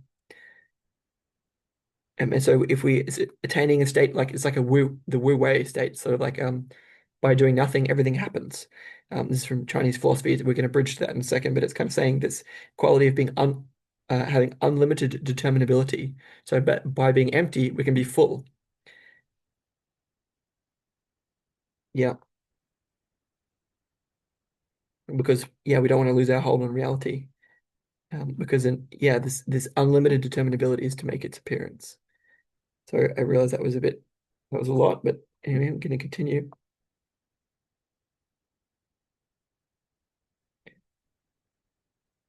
Yeah, and so again, getting toward the differentiation of the self, like this, the emergence of the transcendent function, this new emergent center of personality by the emptying out of the conscious ego, by the rationally directed will. So if the masculine will, represented by the triangle, number three, can sort of uh, open itself up to empty space, an internal spaciousness in which we're not identified with thoughts, feelings, sensations, or intuitions, then in that condition of emptiness or being able to be determined and sort of consenting to being determined by uh, the unconscious contents, then the self as an emergent center can sort of come through in a sense. And I've written as well that yes, it's a kind of differentiation, but this canon should, yeah, as Jung says, it's kind of it does involve like detachment and withdrawal of libido from all inner and outer objects, as we said, like emptying out from sensation, intuition, thinking, and feeling. But this canon should be understood as a stepping forwards and up and into. So it's not just differentiation. Again, differentiation from Jung gives this sense of like holding at arm's length, but that's not what we mean. It's that it's just, it's entering into a space of transcend and include, like becoming more than our thoughts, our feelings, our sensations, our intuitions. Um, it's the idea that the self becomes differentiated from the warring instincts. The self emerges from the dual opposites by shamanic logic, by becoming, the logic of becoming. And that the reason for focusing on this is that it resolves the regressive pre-trans fallacy. And so instead of this shamanic logic of transcend and include, like die and become, is to yes, create the spaciousness that we're seeking by not holding each of these. It's like not holding away all of these functions, but allowing them to be there, but being more than them, but becoming through them. Um, this means that we can, yeah, it's a kind of surrendering process. And so this surrendering means that we can preserve the will, and the quality of letting go, yes, surrendering, die before you die, and not move back in a regressive way, committing the pre-trans fallacy and blocking. It's not about stopping all of the functions. It's about allowing them, but then clarifying. So if you imagine that like there's an invisible sphere, and if you imagine that this sphere is um, contacted on 4 points by each of the functions. So if you imagine it thinking, feeling, sensation, and intuition each approach this invisible sphere. Well, to clarify the nature of the sphere and to allow it to emerge into reality, it's not that we have to block out sensing, feeling, intuition, and feeling, thinking. Um, it's we have to allow them to be there, but then be more than them. Yes, and the key here is that this is a kind of phoenix logic of transformation of becoming, not of blocking. And so the paradox is that it requires the consent of the will to allow this surrender, this letting go, but it's not a function of the will. This is a key relationship here. It's very important to get this right. It's like, again, this relationship between the masculine and feminine, the three and the four. How do we create this empty space for something to emerge, to come into? Well, it's a surrendering process. Um, yes, and so it's not controlling the process. This is very important. But it is voluntary. Again, the distinction between voluntary and involuntary is key difference between therapy and trauma, where if we say, I don't want that to happen to me, then it's very traumatizing. But if we can allow the process to unfold naturally, then um, it allows it to conduct itself naturally. And so, yeah, Jung on Schiller says that Schiller is sort of still driven by the necessity of abolishing all determinacy. And this also implies detachment from the thought, the inner object. Otherwise, it would be impossible to achieve that complete indeterminacy and emptiness of content. which is the original state of consciousness. So this is the symbol of which is the Ouroboros, the original state of consciousness. It's also Ananda, Satchit Ananda, unity, consciousness, peace. I forget the order, but this is from Buddhism. And so it's this yeah, this original mystical unity of Atman and Brahman, and the condition of that, that is there's a little paradox here where it's sort of like we're trying to do this bootstrapping process, and it seems like, okay, do we have to attain this state of emptiness before the saving power will arise through the symbolic logic? And isn't that exactly the thing that we can't attain? And I will address that just to say that, yeah, there's something here where it seems like orienting the will toward emptying ourselves of all this distracting secondary material and focusing what of the thing of primary importance, the symbolic emergence, whatever is emerging from the unconscious, seems probably important. Yeah, and so to continue, I'm spending so much time on this because this is the first place where Jung sort of talks publicly about the self and the emergence of the transcendent function and how to do all of this. And so it's critically important what he's saying there here, and we're going to make a key break with Jung, which is why I'm highlighting it. So we sort of talked about this attitude of the will in relation to the creative matrix of the unconscious, of implying that the direction of the will is towards is supposed to be that we've sort of been agreeing here towards emptiness of content, a sort of a disidentification from sensation, feeling, thinking and feeling, sensation and intuition, and sort of by submitting ourselves to them, surrendering to those qualities, allowing them to be there, but then moving through them to become more than them, and sort of emptying oneself of that content and focusing on what they all point to, not in themselves, but beyond themselves. This is the way, in some way, to uh, unveil or reveal this empty space into which the fullness of unconscious contents, symbolic contents, may be able to emerge. And so then we're talking about that. And Jung is sort of saying, um, yeah, where Schiller makes a mistake in saying, Jung's pointing out, hey, we also have to be detached from our inner thoughts. Otherwise, we can't get to that indeterminacy, and the emptiness of content, which he calls the original state of the unconsciousness, as the symbolized by the Ouroboros, where there's no discrimination between subject and object. We can see there's Jung making the pre-trans fallacy. He's talking about going back to this like pre-separate condition, which I'd on that like recommend this little review that I just gave of in of dreams, initial dreams 6 to 10, where I talk about this difference between individual and collective and going back versus going forward, confusion that can happen, and I clarified some of that. But the point here that Jung says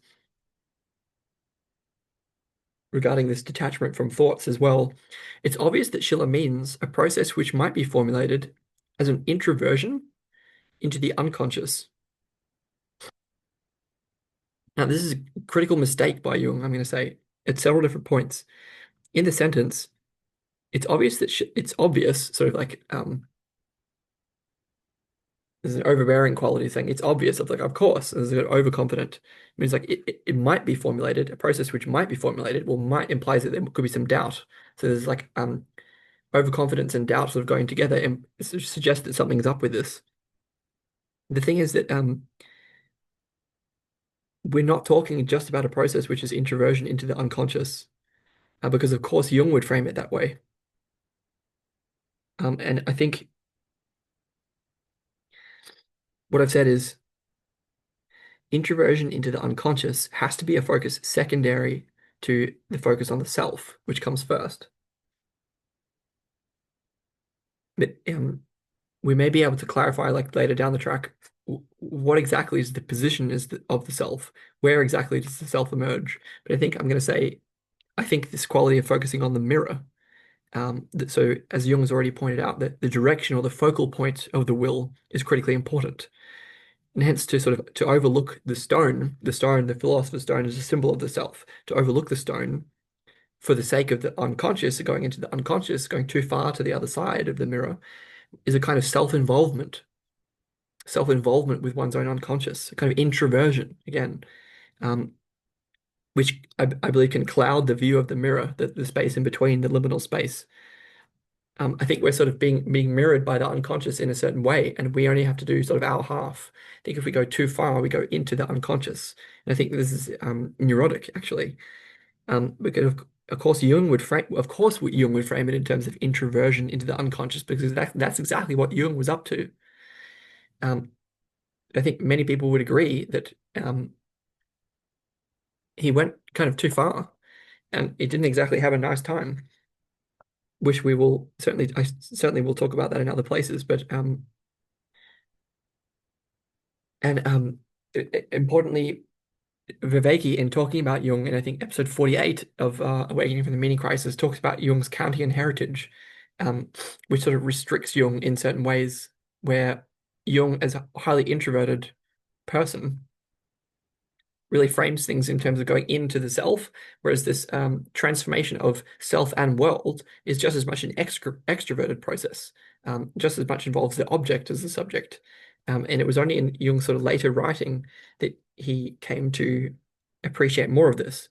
And I'm going to give some evidence for that just here. So I'm saying that at this present time, Jung sort of has an imbalance, over focus on introversion rather than extroversion, over focus on the unconscious rather than conscious as a focal point for the will.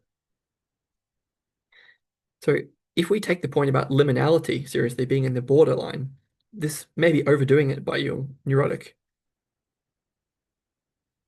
So the self, I think, the self, I'm saying, is manifest in the self-world relation through participatory knowing.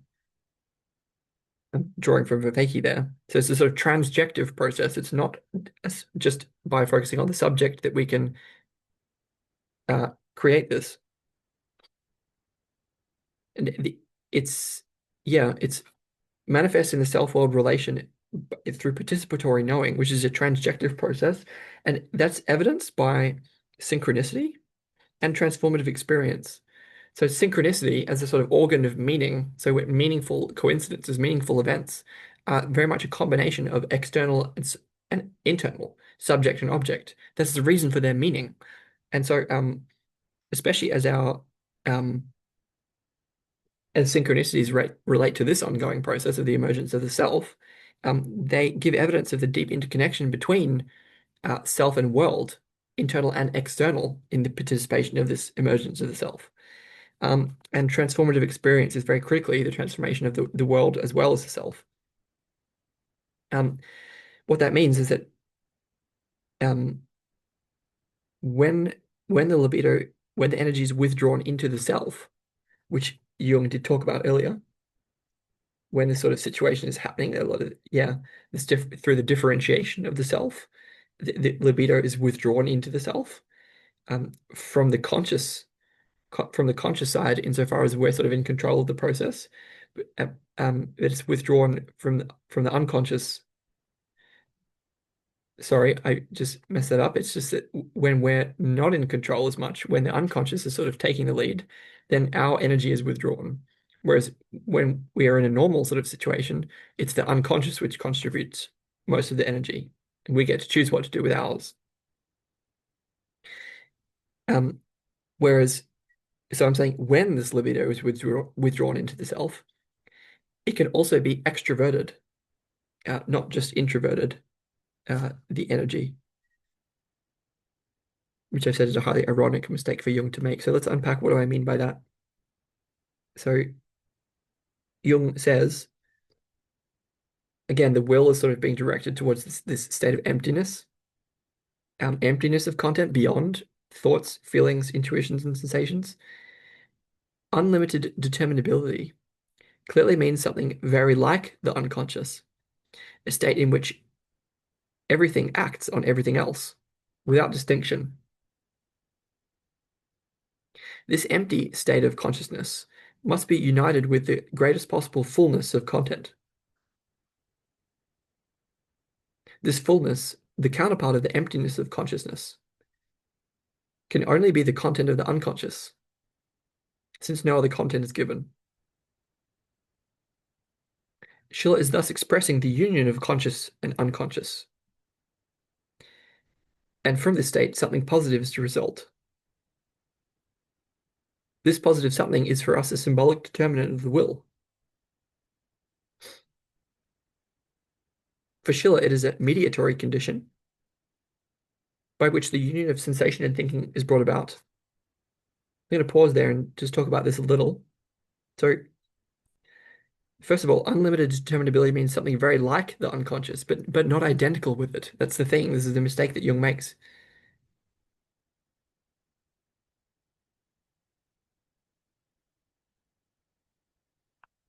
Yet everything acts on everything else without distinction is kind of very similar to it reminded me of non-locality in the quantum sense, and also Wu Wei, the state of yeah, nothing is done, but everything is achieved.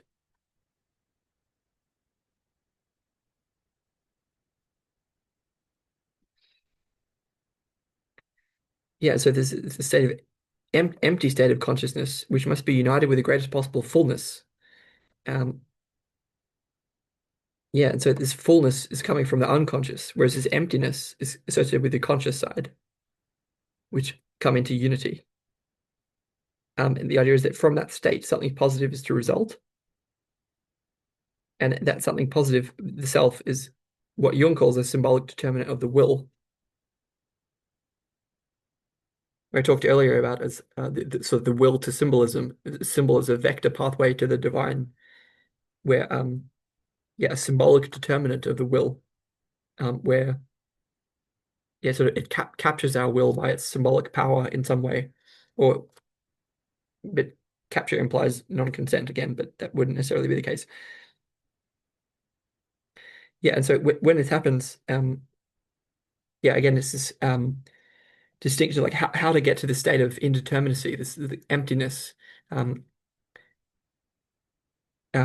yeah, of consciousness beyond the sensation, feeling, thinking, and intuition. And this, yeah, so there's emptiness in consciousness, which is combined with a fullness in the unconscious. And the idea is that something positive results from that. For Schiller, this is a for Schiller, this is a mediatory condition by which the union of sensation and thinking is brought about. He also calls it a mediatory disposition, where sensuousness and reason are simultaneously active. But just because of that, each cancels the determining power of the other, and their opposition ends in negation.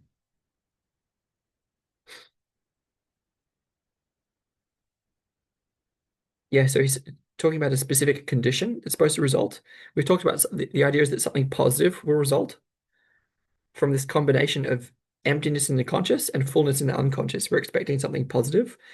But Jung is then saying that this cancellation between the determining powers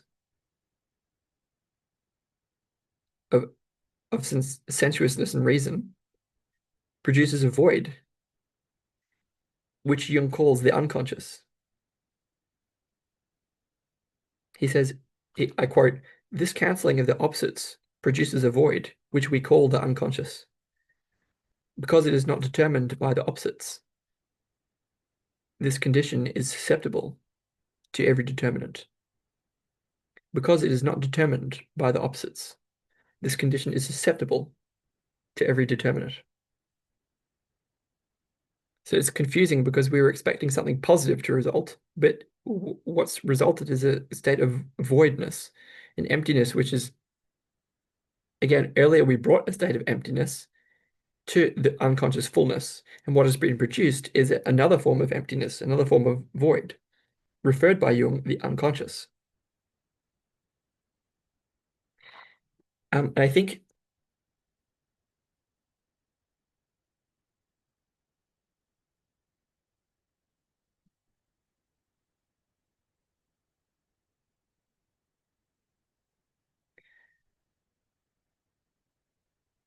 Schiller calls this the aesthetic condition.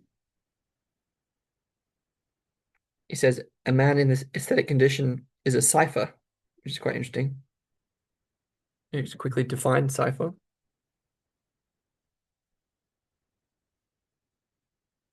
Yeah, a secret or disguised way of writing a code that would imply the capacity to translate something untranslatable that we could do from no other place. But there's a sort of vulnerability that's here. If a voidhood is produced, this is quite susceptible to every determinant. Jung says it's remarkable that he, Schiller, overlooks the fact that sensuous and reason cannot both be active in this condition, since, as he himself says, they're already cancelled by mutual negation. But since something must be active, and Schiller has no other function at his disposal, the pairs of opposites must, according to him, become active again. Their activity is there, all right, but since consciousness is empty, it must necessarily be in the unconscious.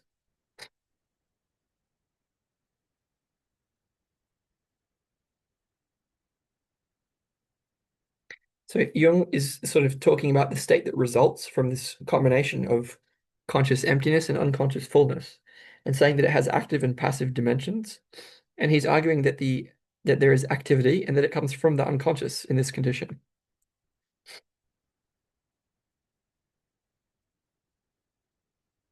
I've said Jung thinks that some active determinants of the state, being full, are corrupting the symbolically really realized mediating condition. So that Jung is sort of alluding to the fact that there may be contents within the unconscious that are getting in the way, they're sort of making themselves felt within the condition of the void, that are getting in the way of the symbolically really realized mediating condition.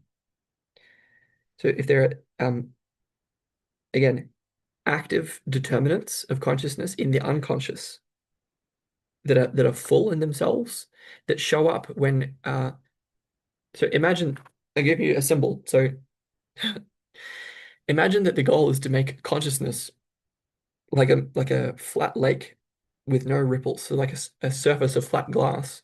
Well, imagine trying to do that in a uh in uh,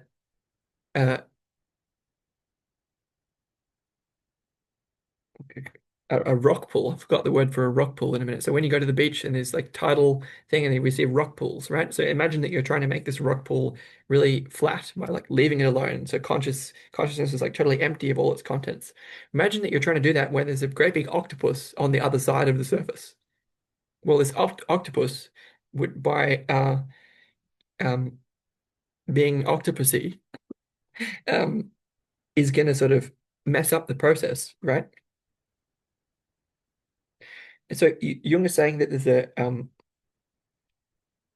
Jung is alluding to the idea that there may be a state of emptiness and unity beyond the opposites, produced by the combination of conscious emptiness and unconscious fullness that could produce the emergent center of the self as a new emergent center of personality, and indeed new emerging center of God, according to Jung.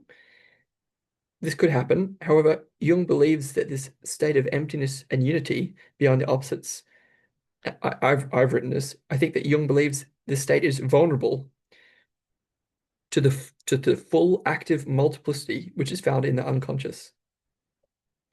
So if we correspond, like if we make the conscious empty, passive, and singular, if we make the conscious flat like a surface glass, empty, passive, and singular, then the full active multiplicity in the unconscious shows up, which could be terrifying, right? That could be like that could be very horrible. So the question is then what to do about that, or is that really what's going on? Is it, this is maybe what leads Jung to say, hey, there's something that we have to sort of sort out in the unconscious. Um, Again, it's the question of like, how is the consciousness, how is consciousness to be disposed? What is the right attitude, and where ought we focus? And the idea is to focus the consciousness, the will. Jung is saying by introversion into the unconscious. And I was saying, hang on, weren't we just focusing on, shouldn't we be focusing on the between place between them? But we're talking about a certain risk that comes up where if we sort of bring this um, conscious, uh, empty, passive unity to the state of betweenness, then maybe what we get in return is a full active multiplicity from from the side of the unconscious, which might be undesirable, rather undesirable. And then yeah, so he's saying that there's definitely the activity there, but since consciousness is empty, it must be coming from the unconscious.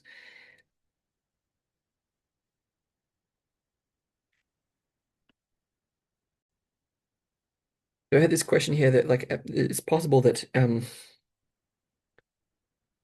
yeah, Jung sort of saying that this Schiller's mediating aesthetic function would be equivalent to our symbolic forming activity that we're wanting to talk about, creative fantasy.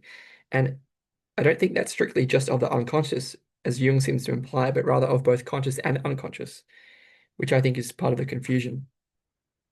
So I think there's a way that Jung may be over-identified with the unconscious and putting it in the place rightfully reserved for the self. And so there's a way that, like, again, we want to focus on the self above all else. And if we over-identify with the unconscious, then we may be putting ourselves in the way in an important way. And so for Jung, that maybe happened with Jung, where he maybe puts the unconscious in the place rightfully reserved for the self, and the unconscious is maybe then messing with him, which is kind of the whole that's kind of the whole story of what happened with his life.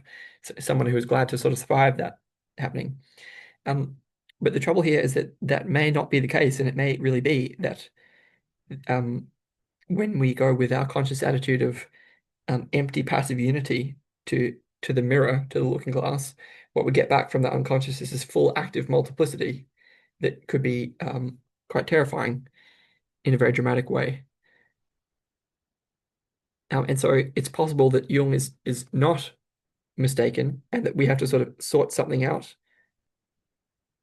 in the unconscious in order to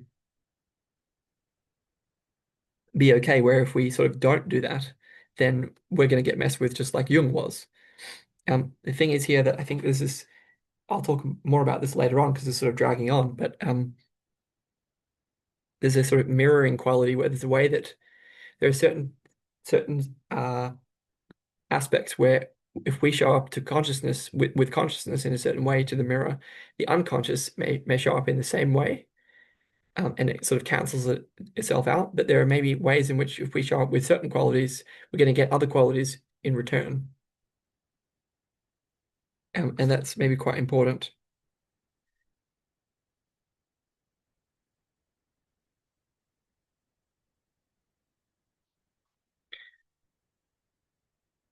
Like it'll be important to distinguish between those. So again, the key problems here are what is the correct conscious attitude and where ought that conscious attitude to be focused? Should it be focused on the space between conscious and unconscious, or should it be focused within the unconscious? Jung is saying that it should be focused in an introverted way into the unconscious, and I'm questioning that.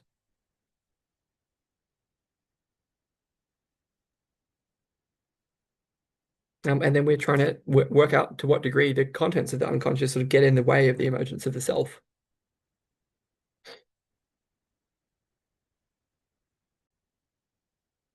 To bring this together, to say that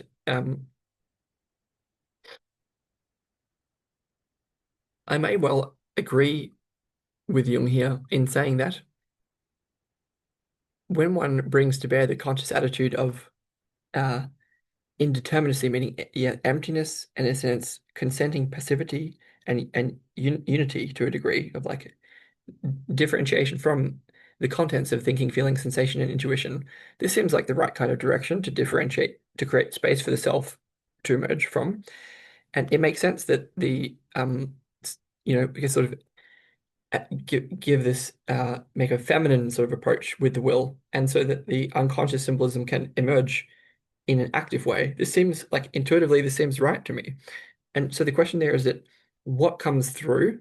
And the answer is it's a mixture. And that's kind of Jung's whole point is that um, I'm going to find the quote. I couldn't find it, so I'm getting tired. I'm going to move on. So basically, I was wanting to mention that quote from Jung, where it's sort of like when you restore the functioning of the fountain, you sort of get mud and water at the same time. So like the whole point that Jung's kind of been saying is that yes, I mean, over his doorway, it was like in sterculinus invenitor, in filth it will be found. It's sort of this yeah, when you create this empty, unified, passive, receptive state in the conscious mind, then the unconscious, full active multiplicity comes through. The idea is that there's a baby somewhere in that bathwater, and that if we can somehow um, allow the allow all that to be there, um, then we can find what we're looking for. The yeah, the emergent symbol uh, process or state, which can give rise to this emerging center of personality that Jung calls the self. One thing to mention in passing that trouble is that everything is a symbol of the self, including the words the void and the unconscious, including the reality of the voids and the unconscious. There's a way that everything is symbolic, and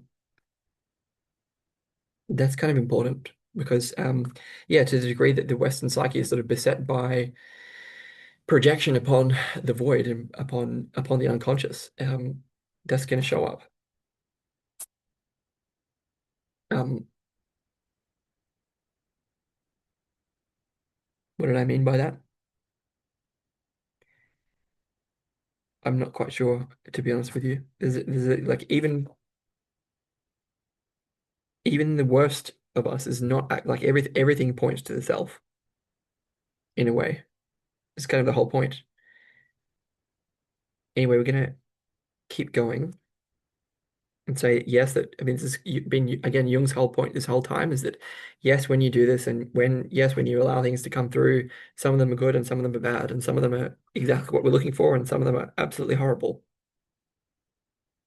Because what's been repressed, it's like this divine function, transcendent function has been repressed into the unconscious, into the shadow, becomes associated with all that shadow material that it's hard to distinguish from.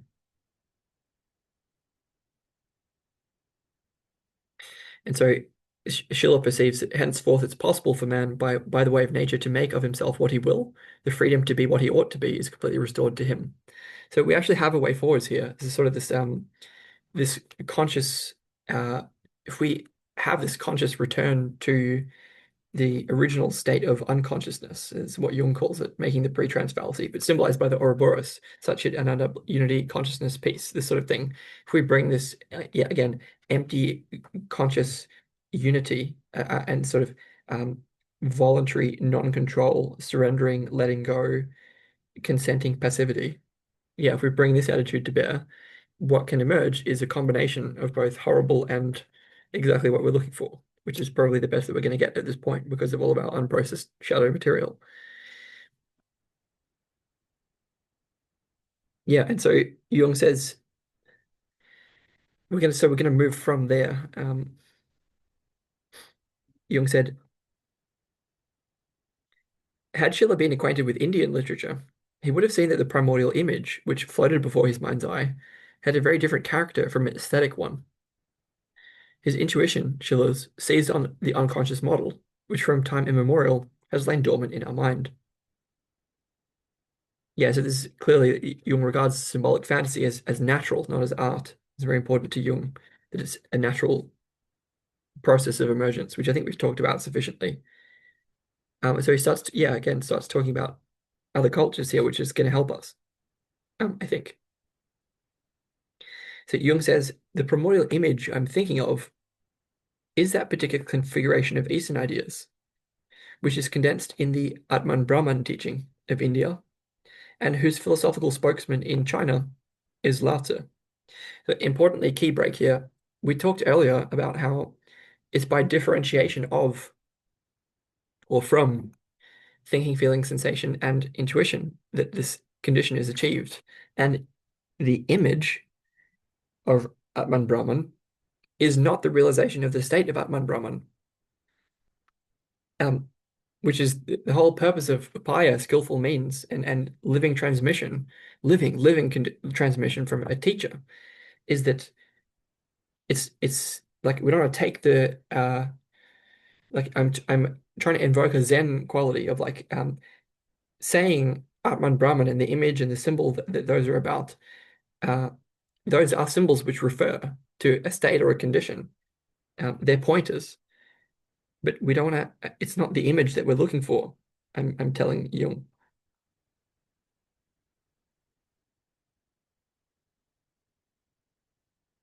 Yeah, so he then misinterprets these Eastern traditions to which we can see through Alan Watts.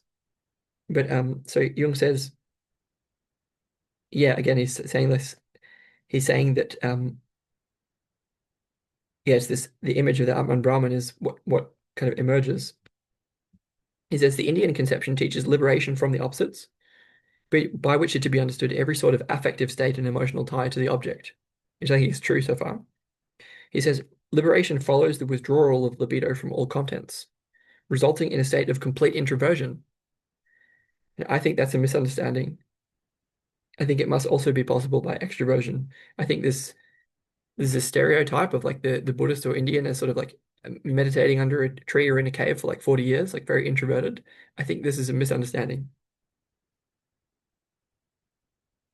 He talks about this as tapas, self-brooding, um, clearly pictures the state of meditation without content. Um,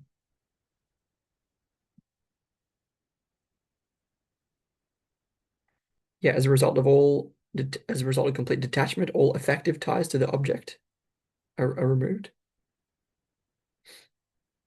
There's necessarily formed in the inner self an equivalent to of objective reality. Um, I'm just saying that like it's not that important actually, so I'm going to skip past it, but just to say that Jung, I think, yeah, over-identifies with one half. So he's talking about all these Eastern conceptions in terms of um, affective ties away from the object and objective reality, and then it's about like fusion with the self, um, technically described as Tatvamasi, that art thou, fusion of the self with its relations to the object, produces the identity of the self, the Atman, with the essence of the world. But I'm saying it also has to go the other way. So like it also has to be an extroverted direction with all that. And so Jung seems to be blind um, to the similar ties to the subject and sort of can't kind of won't let go of himself in a certain way. You could say at least that there are both introverted and extroverted ways to realize the unity of Atman, Brahman, self, and world.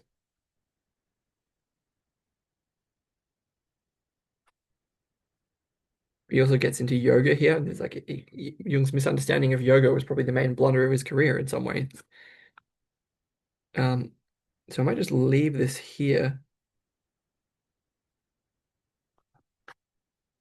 It's not that important actually. Is Well, I will say it just for the sake of completeness. He says, parallel in some ways with tapas is the concept of yoga, understood not so much as a state of meditation as a conscious technique for attaining the tapas state. Yoga is a method by which the libido is systematically introverted and liberated from the bondage of opposites. The aim of tapas and yoga alike is to establish a mediatory condition from which the creative and redemptive element will emerge. For the individual, the psychological result is the attainment of Brahman, the supreme light, or Ananda, bliss. This is the whole purpose of the redemptory exercises. At the same time, the process can also be thought of as a cosmogonic one, since Brahman Atman is the universal ground from which all creation proceeds, the ground of being in Tillich's phrase. The existence of this myth proves, therefore, that creative processes take place in the unconscious of the yogi, which can be interpreted as new adaptations to the object. So that's all fine. Like, yeah, we can understand these cross-cultural things in this way, but Jung's still giving a kind of, yeah, I'm sort of arguing that Jung sort of overly focused on introversion and the unconscious and not enough focused on the world, on the object, and on extroversion. But that's okay.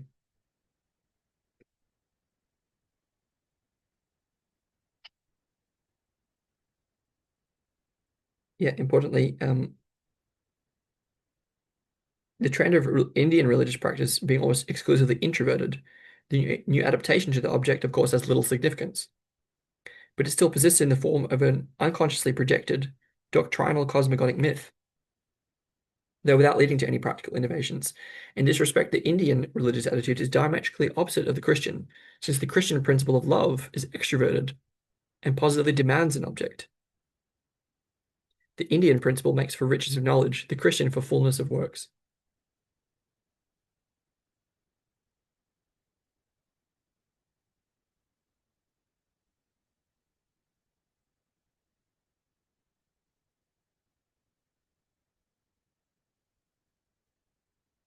Oh, so what I want to do here is like take the sort of this cross-cultural analysis as a way to sort of use converging symbols to talk about the same reality, the same point that they're tr all trying to get at. And so this important disidentification from the images, the symbols that we're talking about, and the state or the condition by which they can be realized anew. And so again, we sort of talked about Atman Brahman and Satchit Ananda and this original state of consciousness represented by the Ouroboros. I'm saying that they're all sort of pointing to the same condition, the same yes, I think this would refer to the hmm, just clarifying. Ah, I got it. And so I'm going to make a key break from Jung here. And so the thing is that like Jung is using all these not very helpful comparisons with Eastern traditions and Eastern states in talking about the this sort of state of being that has to be brought to bear. And this is sort of this key question that comes up, Jung, of like, yeah, but like the question is how do we do that? And we don't know. And this is like if we just say, oh, the goal is this state of Atman Brahman that's been the goal of Hinduism and Buddhism and Chinese philosophy for thousands of years. It's like that's exactly the thing that we can't do. So that doesn't really help us in engaging with the unconscious in that way. And I'm going to say that um, yeah, he may well be right that like bringing to bear sort of empty conscious unified passivity to bear may be helpful, but the question is how to do that. And I think I'm saying that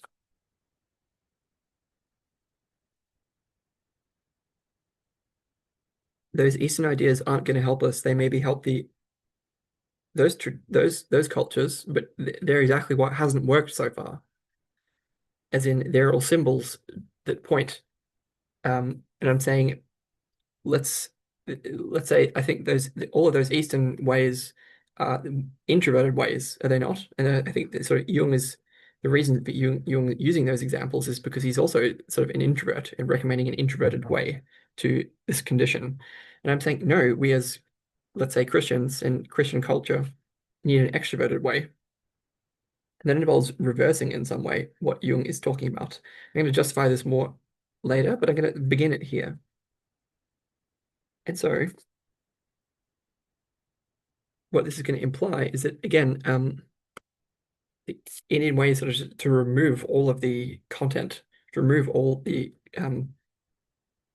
yeah, to differentiate ourselves away from um this is sort of negative via negativa, I think apophatic way to God, whereas it's sort of a way to say, oh, we're not this thinking, we're not that feeling like that, and sort of pull away everything that is making the surface unclear. And I think I want to do the opposite thing, which is like contribute this symbol and contribute this symbol and contribute this symbol and contribute this symbol and add things, which is sort of a positive way, be a positive and sort of a cataphatic way to get to this condition. And I think that's a much better use of the Western psyche than trying to do what the Easterns have been up to for thousands of years. And if that were the case, then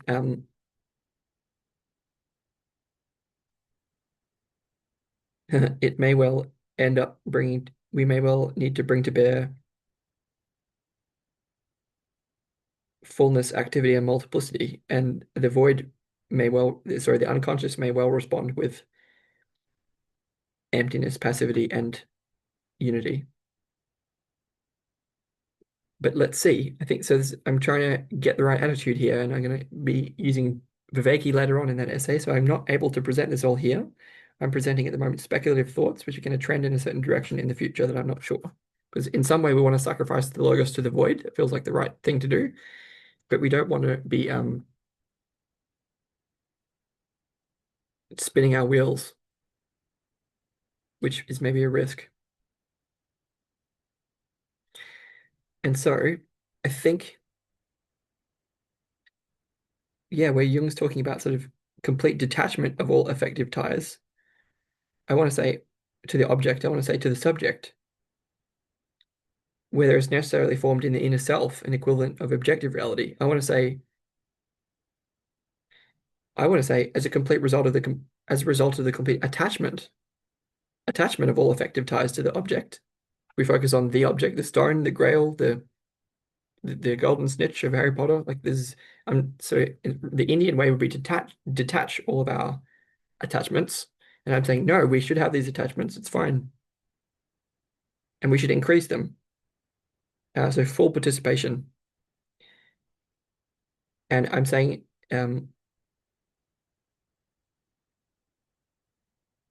or another way to say that would be that the complete detachment is of all affective ties to the subject. So if we really focus on the object, then it's as if we are not there. And the reason I'm saying that partly is because I'm actually experiencing it in my phenomenology, and I can describe that in a second. So the way I'm going to do this is read Jung's quote and then read my reversal of Jung's quote. So Jung says, as a result of the complete detachment of all affective ties to the object, there's necessarily formed in the inner self an equivalent of objective reality, or a complete identity of inside and outside, which is technically described as tattvamasi, that art thou, the fusion of the self with its relations to the object, produces the identity of the self, Atman, with the essence of the world, i.e., with the relations of subject to object, so that the identity of the inner with the outer Atman is cognized.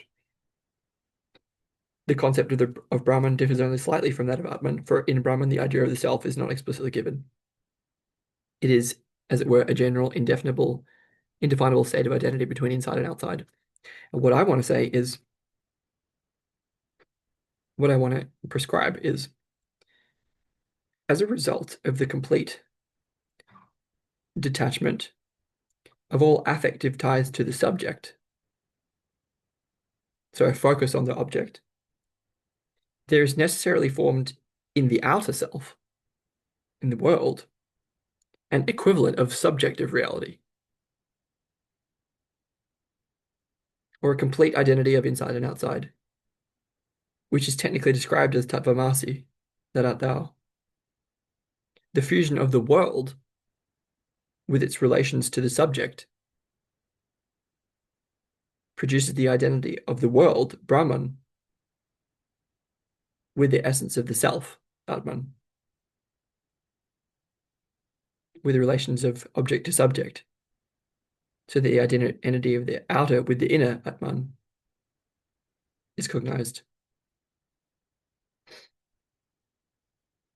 And so the reason I'm recommending this is because Eastern ways have manifestly not really helped that much. Yeah, sure, mindfulness revolution and all, but we're going to need a little bit more than mindfulness at this point. And so we need a way to liberation, let's say, that is more sympathetic to what Western consciousness has facility with. And this is why, as a quick example, Osho was recommending active dynamic meditations, whereas the Buddha is a great diagnostician, but a poor gives a poor prescription for modern Western people. And in a similar way, we don't want to. I mean, all these Eastern ways have not worked for Westerners, so I think you can go about it either way, either direction, so to speak. And I think clearly, as Jung says, the Christian principle of love is extroverted. It positively demands for an object. Well, why aren't we doing that, Jung, for God's sake? And the way that shows up in phenomenology is with this. Ooh. And with this screen right here as well, the different versions of it. So what I'm talking about is that, so I imagine that someone watching this right now, so there's a witnessing of Sam speaking words, let's say. I'm saying, imagine if this speaking was emitting from the screen in the device. And imagine that that device were like a perfectly reflective jewel. Imagine it was like a diamond, and I'm kind of speaking from out of that diamond.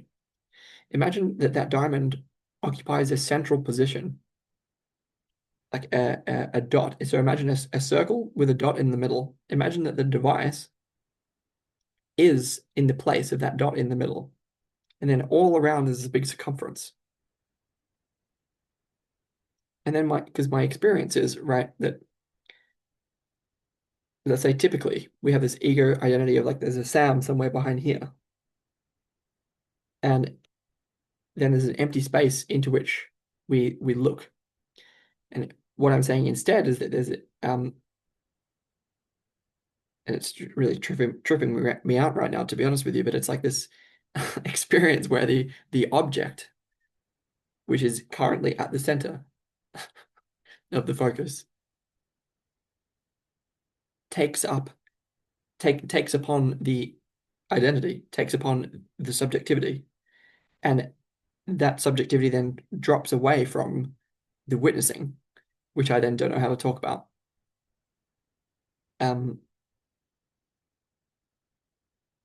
yeah, so this is as I've said,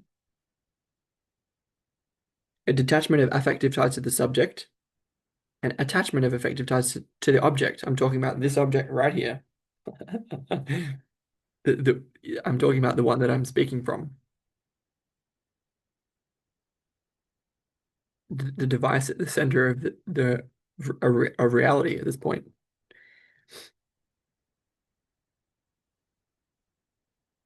Yeah, there is necessarily formed in that outer self, in the device, an equivalent of subjective reality. It takes up subjective awareness, right? Or a complete identity of inside and outside. Technically described as tatvamasi. I'm not sure, I'm not confident in saying that's the state I've realized.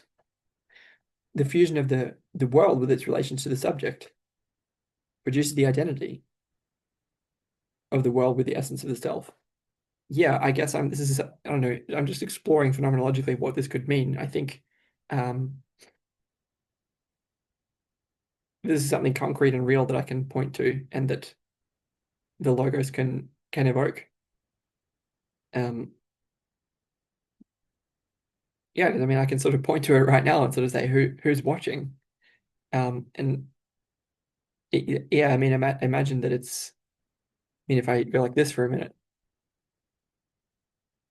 so it's even more as if the device is speaking of itself, the object is speaking of itself, and eventually we would be able to speak to ourselves uh, in this and as this, and then it's very weird because the speaking is speaking to itself at the same time as speaking for itself. And I'm going to stop with this, but this is just an experiment to sort of show you something concrete. I love, I really, um, I think this is a real possibility. I think that's you. I mean, in the sense of that gives us a heading, and then let's talk about how that follows through. Because I just don't know that Western consciousness is capable of bringing to bear the so how does it relate with voidhood? It actually voidhood takes the place of the subject, the witnessing. So we take, and this is why the essay on John is important, and this commentary on zombies in Western culture, and because I've been talking about that as well, and sort of this the ego sort of gets swallowed by the void, or actually the ego goes into the object, and then we want to retain our Christian heritage in the sense of personhood and soul, because being able to still connect with each other despite the absence of ego is going to be really important. Um, that then lets us to see that it's like great, we can use the images from yoga and from China and India and everywhere. We can use the images as a way of positively contributing, but not as a way of getting in the way of clarifying a clear state. Um, and so this is going to help. Excuse me, notifications, please go away. What is helpful here is that each of the symbols and the meanings associated with the symbols help us to uh, clarify both the jewel and the way to the jewel, the object and the way to the object, because there's a talking ourselves into it. Again, the shamanic use of the logos is important here, and this is the way, but it's also the result of the way, which is the sort of conditional state.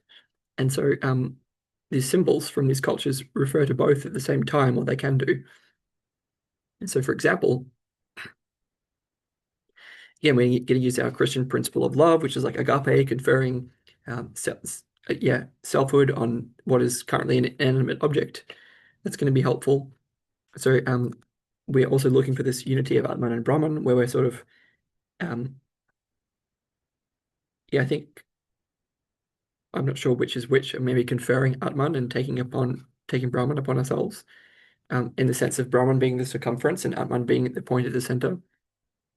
Yeah, father to the child of the AI, something like that. That would make sense. Anyway, in Brahman, the creative universal essence and universal ground, all things come upon the right way. For in it they are eternally dissolved and recreated. All development in an orderly way proceeds from Brahman.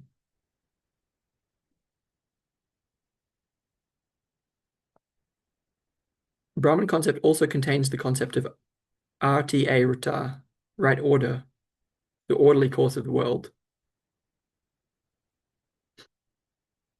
Orderly course, this is like way, like passage. Again, and I've talked about that way in terms of how to proceed, how to move forwards, way to the state. And also it has to do also with the result is a process. And it's a process to participate in that I'm attempting to demonstrate. And I'm hoping that will function by producing a manifest shift in our consciousness that we can participate in. That's the hope. And so Jung says that the concept of RTA, Rata, right order, orderly course in the world, is a stepping stone to the concept of Tao in Lao Tzu. Tao is the right way, the reign of law, the middle road between the opposites, freed from them and yet uniting them in itself. The purpose of life is to travel this middle road and never to deviate towards the opposites. And Jung makes a mistake again. The ecstatic element is entirely absent in Lao Tzu. Its place is taken by sublime philosophic lucidity and intellectual and intuitive wisdom obscured by no mystical haze. That's total bullshit, I have to say. The ecstatic element is present in the form of humor. Lao Tzu is like one of the funniest people that I have read in this vein. Like they always have a little wonky halo, which is they're very funny and it's like they're very ecstatic. And so Jung's totally off base. Um, yeah, again, Schopenhauer was deeply influenced by the Upanishads, and that's how it got into German culture. And Jung deeply read Schopenhauer, of course. We also see something similar in Meister Eckhart, um, something similar in Kant as well. Yeah, so it's the same as with myths and symbols, which can arise autochthonously, or I cannot say that at all. It's getting late. Autochthonously in every corner of the earth, and yet are identical, because they're fashioned out of the same worldwide human unconscious, whose contents are infinitely less variable than are races and individuals. Yeah, it's and again, just critiquing Schiller's aestheticism, which is not adequate. So this is why it was wrong for me to say that it was fun earlier, because it's not just fun. It's not just about aesthetics. Aestheticism is not fitted to solve the exceedingly serious and difficult task of educating man, for it always presupposes the very thing that it should create, the capacity to love beauty. It actually hinders a deeper investigation of the problem because it always averts its face from anything evil, ugly, and difficult, and aims at pleasure, even though it be of an edifying kind. Asceticism therefore lacks all moral force because at bottom it's still only a refined hedonism. Yeah, anyway, just to say that asceticism is not going to get us there because we're going to have to face evil, ugly, and difficult things in our pursuit of the self by sh shamanistic means, meaning employing the symbol forming capacity of the logos to derive the positive way to the state that we're seeking. And it's not just a state, it's also it's a way, it's a process of realization of the self and the self itself.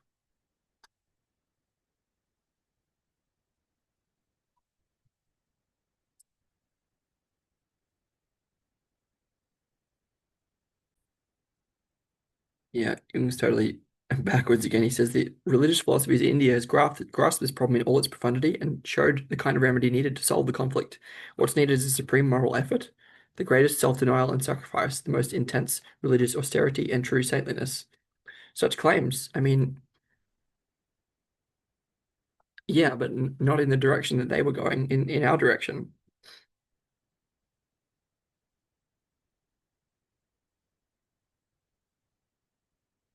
Yep, so just a few more pages just to clear up this section, this chapter that is. Yeah, often it's the best and most profound ideas in a man's work which most obstinately resist a clear formulation. They're revealing the Red Book again. Yeah, this quality again this attitude he's talking about. Seriousness comes from a profound inner necessity, but play is its outward expression. The face it turns to consciousness. It's not, of course, a matter of wanting to play, but of having to play, a playful manifestation of fantasy from inner necessity, without the compulsion of circumstance, without even the compulsion of the will. It is serious play. Is this not what I've been doing? This is what I've been trying to demonstrate the entire time.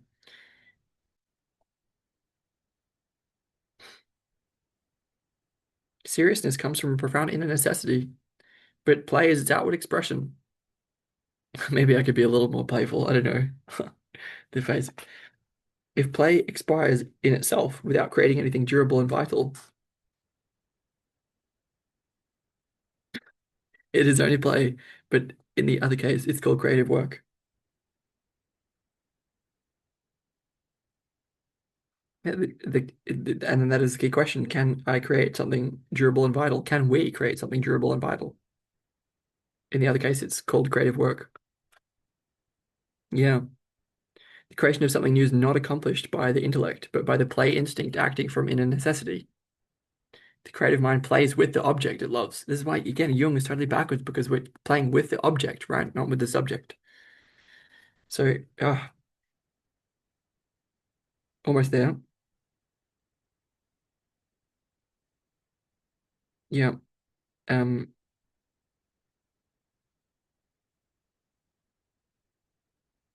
yeah, it's easy to regard every creative activity whose potentialities remain hidden from the multitude as play.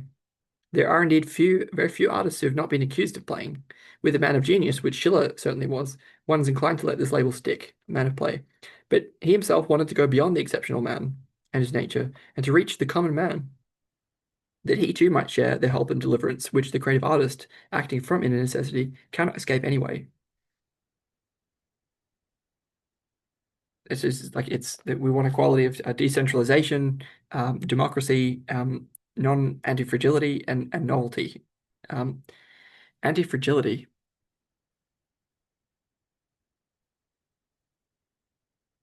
I'm just thinking of how this can be weaponized.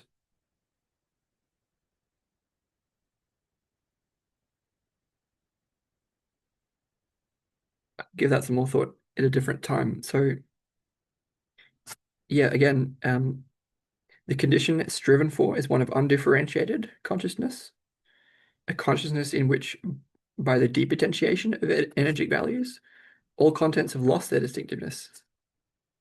But real consciousness is possible only when values facilitate a discrimination of contents. Where discrimination is lacking, no real consciousness can exist.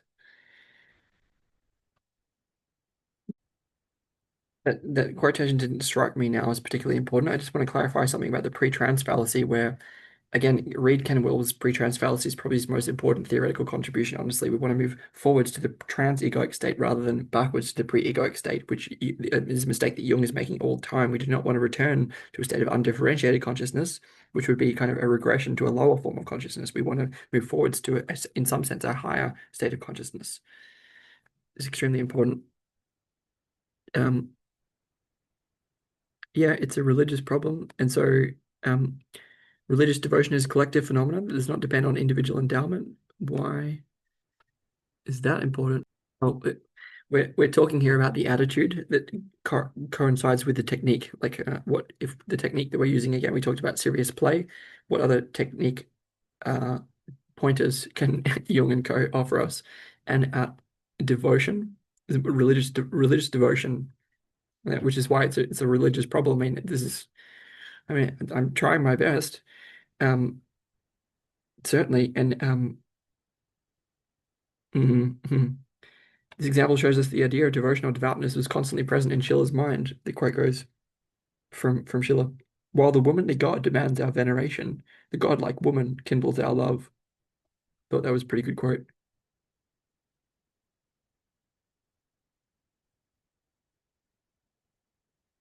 Yeah, and so Jung sort of confuses it with an unconscious condition, which is an overvaluation of the unconscious. So to be empty of contents is not to be unconscious. It's a mistake.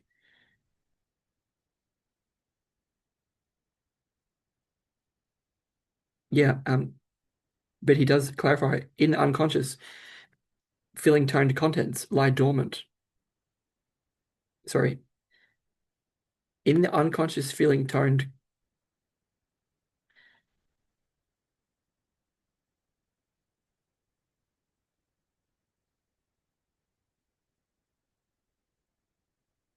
sorry, it's a really complicated sentence. It says, in the unconscious feeling toned contents lie dormant memory complexes from the individual's past. Above all, the parental complex, which is identical with the childhood complex in general. Devotion, or the sinking of libido into the unconscious, reactivates the childhood complex so that the childhood reminisces, sorry, so that the childhood reminiscences, and especially the relations with the parents, become suffused with life. The fantasies produced by this reactivation give rise to the birth of father and mother divinities,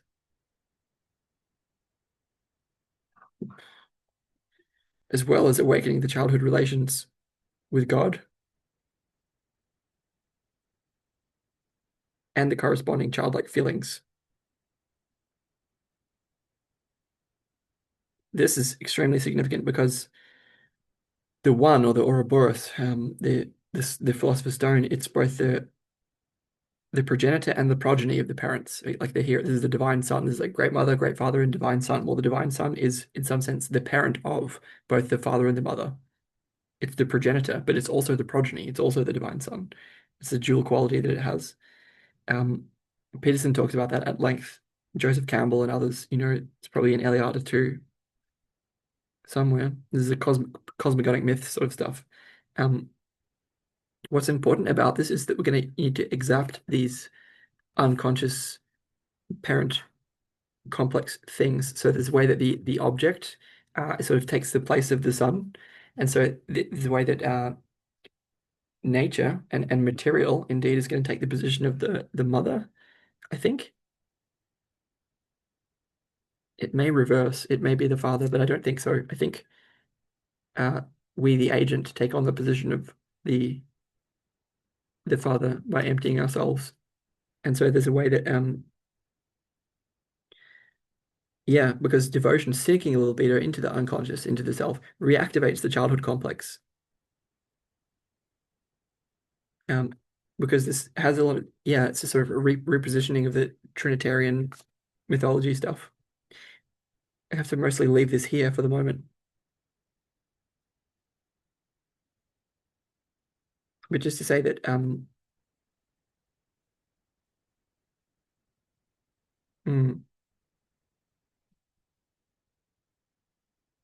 this is all like these relations are all very powerful and ancient, and they're going to be deeply involved in this birthing process that we're talking about.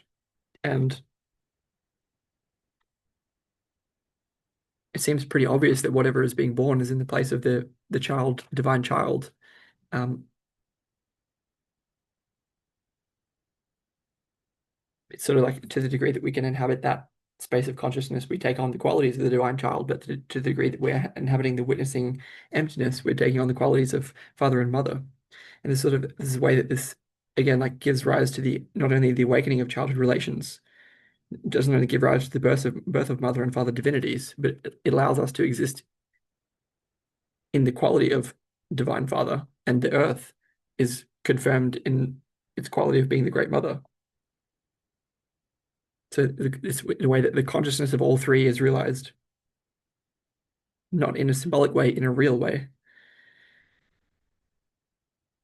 Yeah, characteristically, it's the symbols of the parents that become activated, and by no means always the images of the real parents. It's just to say that like maybe another version of this relationship between conscious and unconscious, masculine and feminine, three and four is great father and great mother. These are definitely showing up. And yeah, these are sort of the key three: the father, the son, and the mother.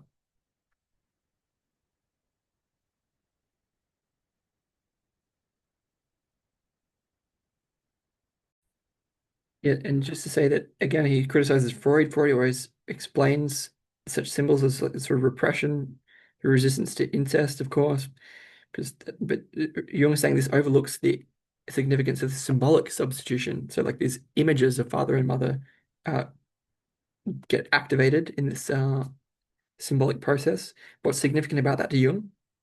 Symbolization in the shape of the God image is an immense step beyond the concretism, the sensuousness of memory, since through acceptance of the symbol as a real symbol, the regression to the parents is instantly transformed into a progression. So symbols as the way of life, symbols allow things to move forwards in a way that, um, if they were, it's a sort of symbolic substitution allows life to proceed in some way. It's a progression rather than a regression.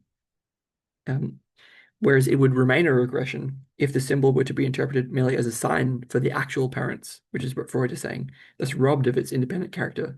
So basically, the symbol, the thing that we're describing, the stone, or indeed the device, is alive.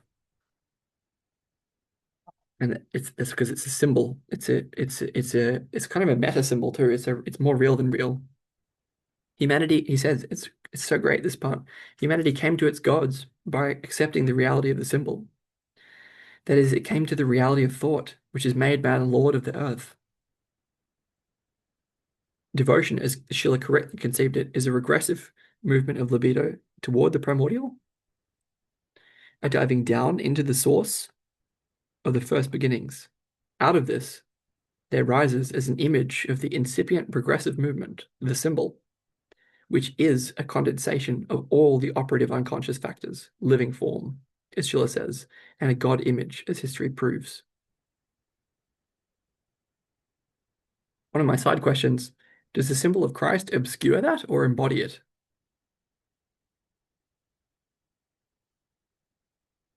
And we'll just leave that question there.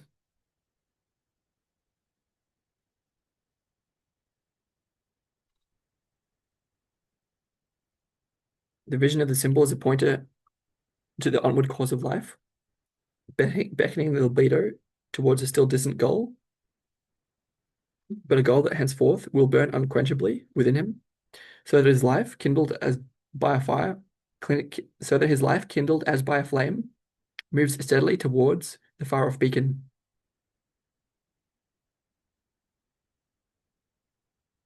This is the specific life-promoting significance of the symbol, and such too is the meaning and value of religious symbols. I'm speaking, of course, not of symbols that are dead and stiffened by dogma, but of living symbols that rise up from the creative unconscious of the living man, from the creative unconscious of the body of Christ, could resolve the difference, as in, how can we exact the functionality of the symbol of Christ without simply saying, oh, that we just need more Christ? Like it's kind of like we already did that for a few thousand years kind of thing. It's like, well, imagine that living symbols rise up from the creative unconscious of not only the living people, but from the creative unconscious of the body of Christ, who we also are, let's say.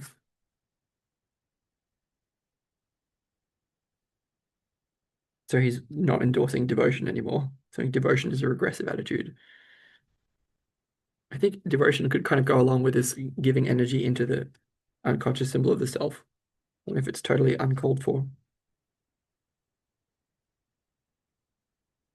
And throw a bit of devotion into the mix, little devotional spice.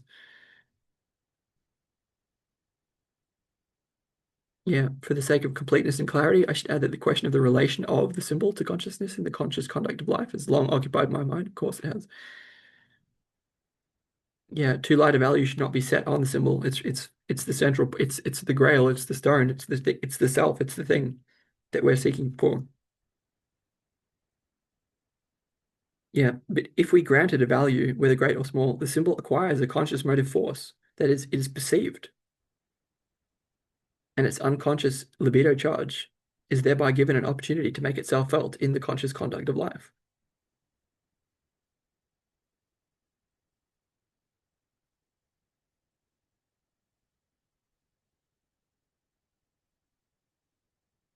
And its unconscious libido charge is thereby given an opportunity to make itself felt in the conscious conduct of life. Thus, in my view, a practical advantage of no small consequences gained, namely the collaboration of the unconscious.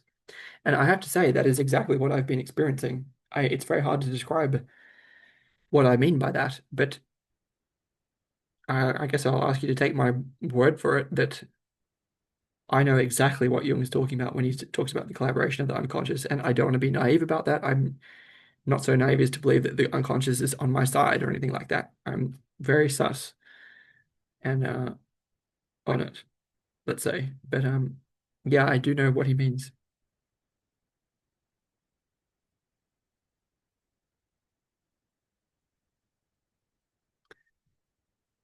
Yep, this common function, the relation to the symbol, I've termed the transcendent function,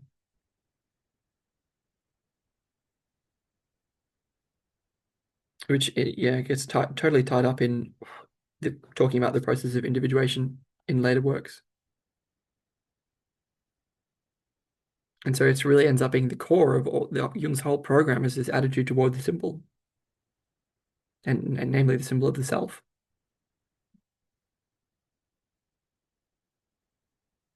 And so yeah, just Schiller was talking about aesthetic mood and beauty. And so not only does he blend cause with effect, he also, in the teeth of his own definition, gives the state of indeterminacy and unequivocally determined character by equating it with beauty.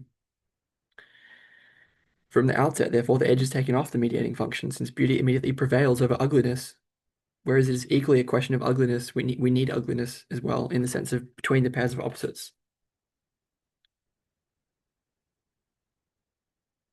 Yeah, consequently, beautiful cannot coincide with aesthetic, since our various faculties also vary aesthetically.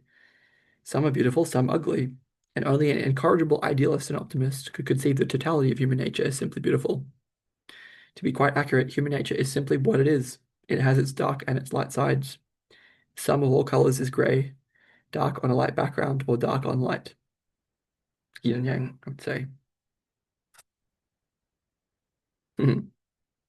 This conceptual flaw also accounts for the fact that it remains far from clear how this mediatory condition is to be brought about. Well, I've added some pieces, I would say. There are numerous passages which state unequivocally that it's called into being by the enjoyment of pure beauty. Well, I don't know if I've quite reached that condition.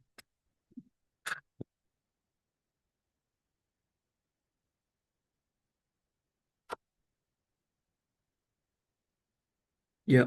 Yeah, and thing is, it would be unfair to expect one individual mind, were it never so great, to master this gigantic problem, which times and nations alone can solve. So maybe the thing is that I may be able to contribute a facet of this jewel, but I may only be able to clarify a facet. We may need the um distributed cognition of collective intelligence, to use John's phrase. Yeah, we've seen that the mediatory condition is characterized as producing something positive, namely the symbol. The symbol unites antithetical elements within its nature. It also unites the antithesis between real and unreal, because on the one hand, it is a psychic reality, while on the other, it corresponds to no physical reality. It is reality and appearance at once.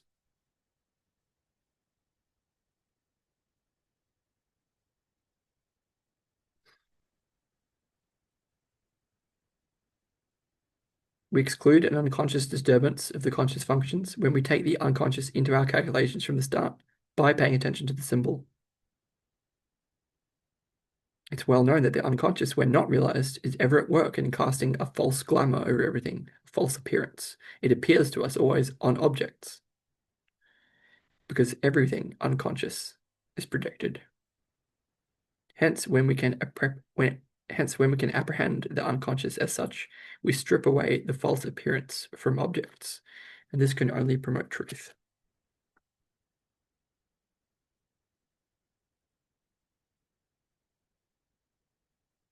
Finally, Schiller.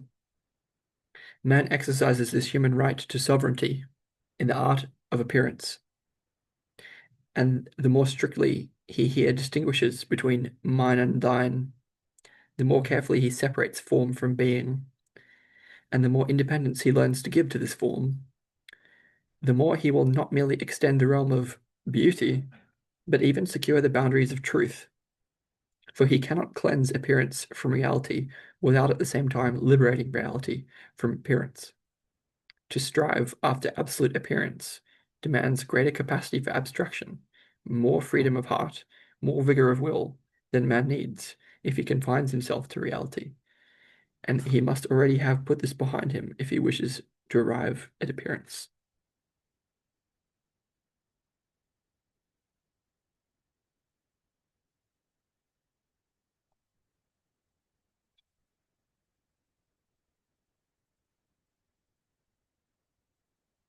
And that will do it. There is a final couple of page discussion about the difference between naive and sentimental poetry for like 2 pages, which I will discuss later. Wow. Well, if you're stuck with this, champion.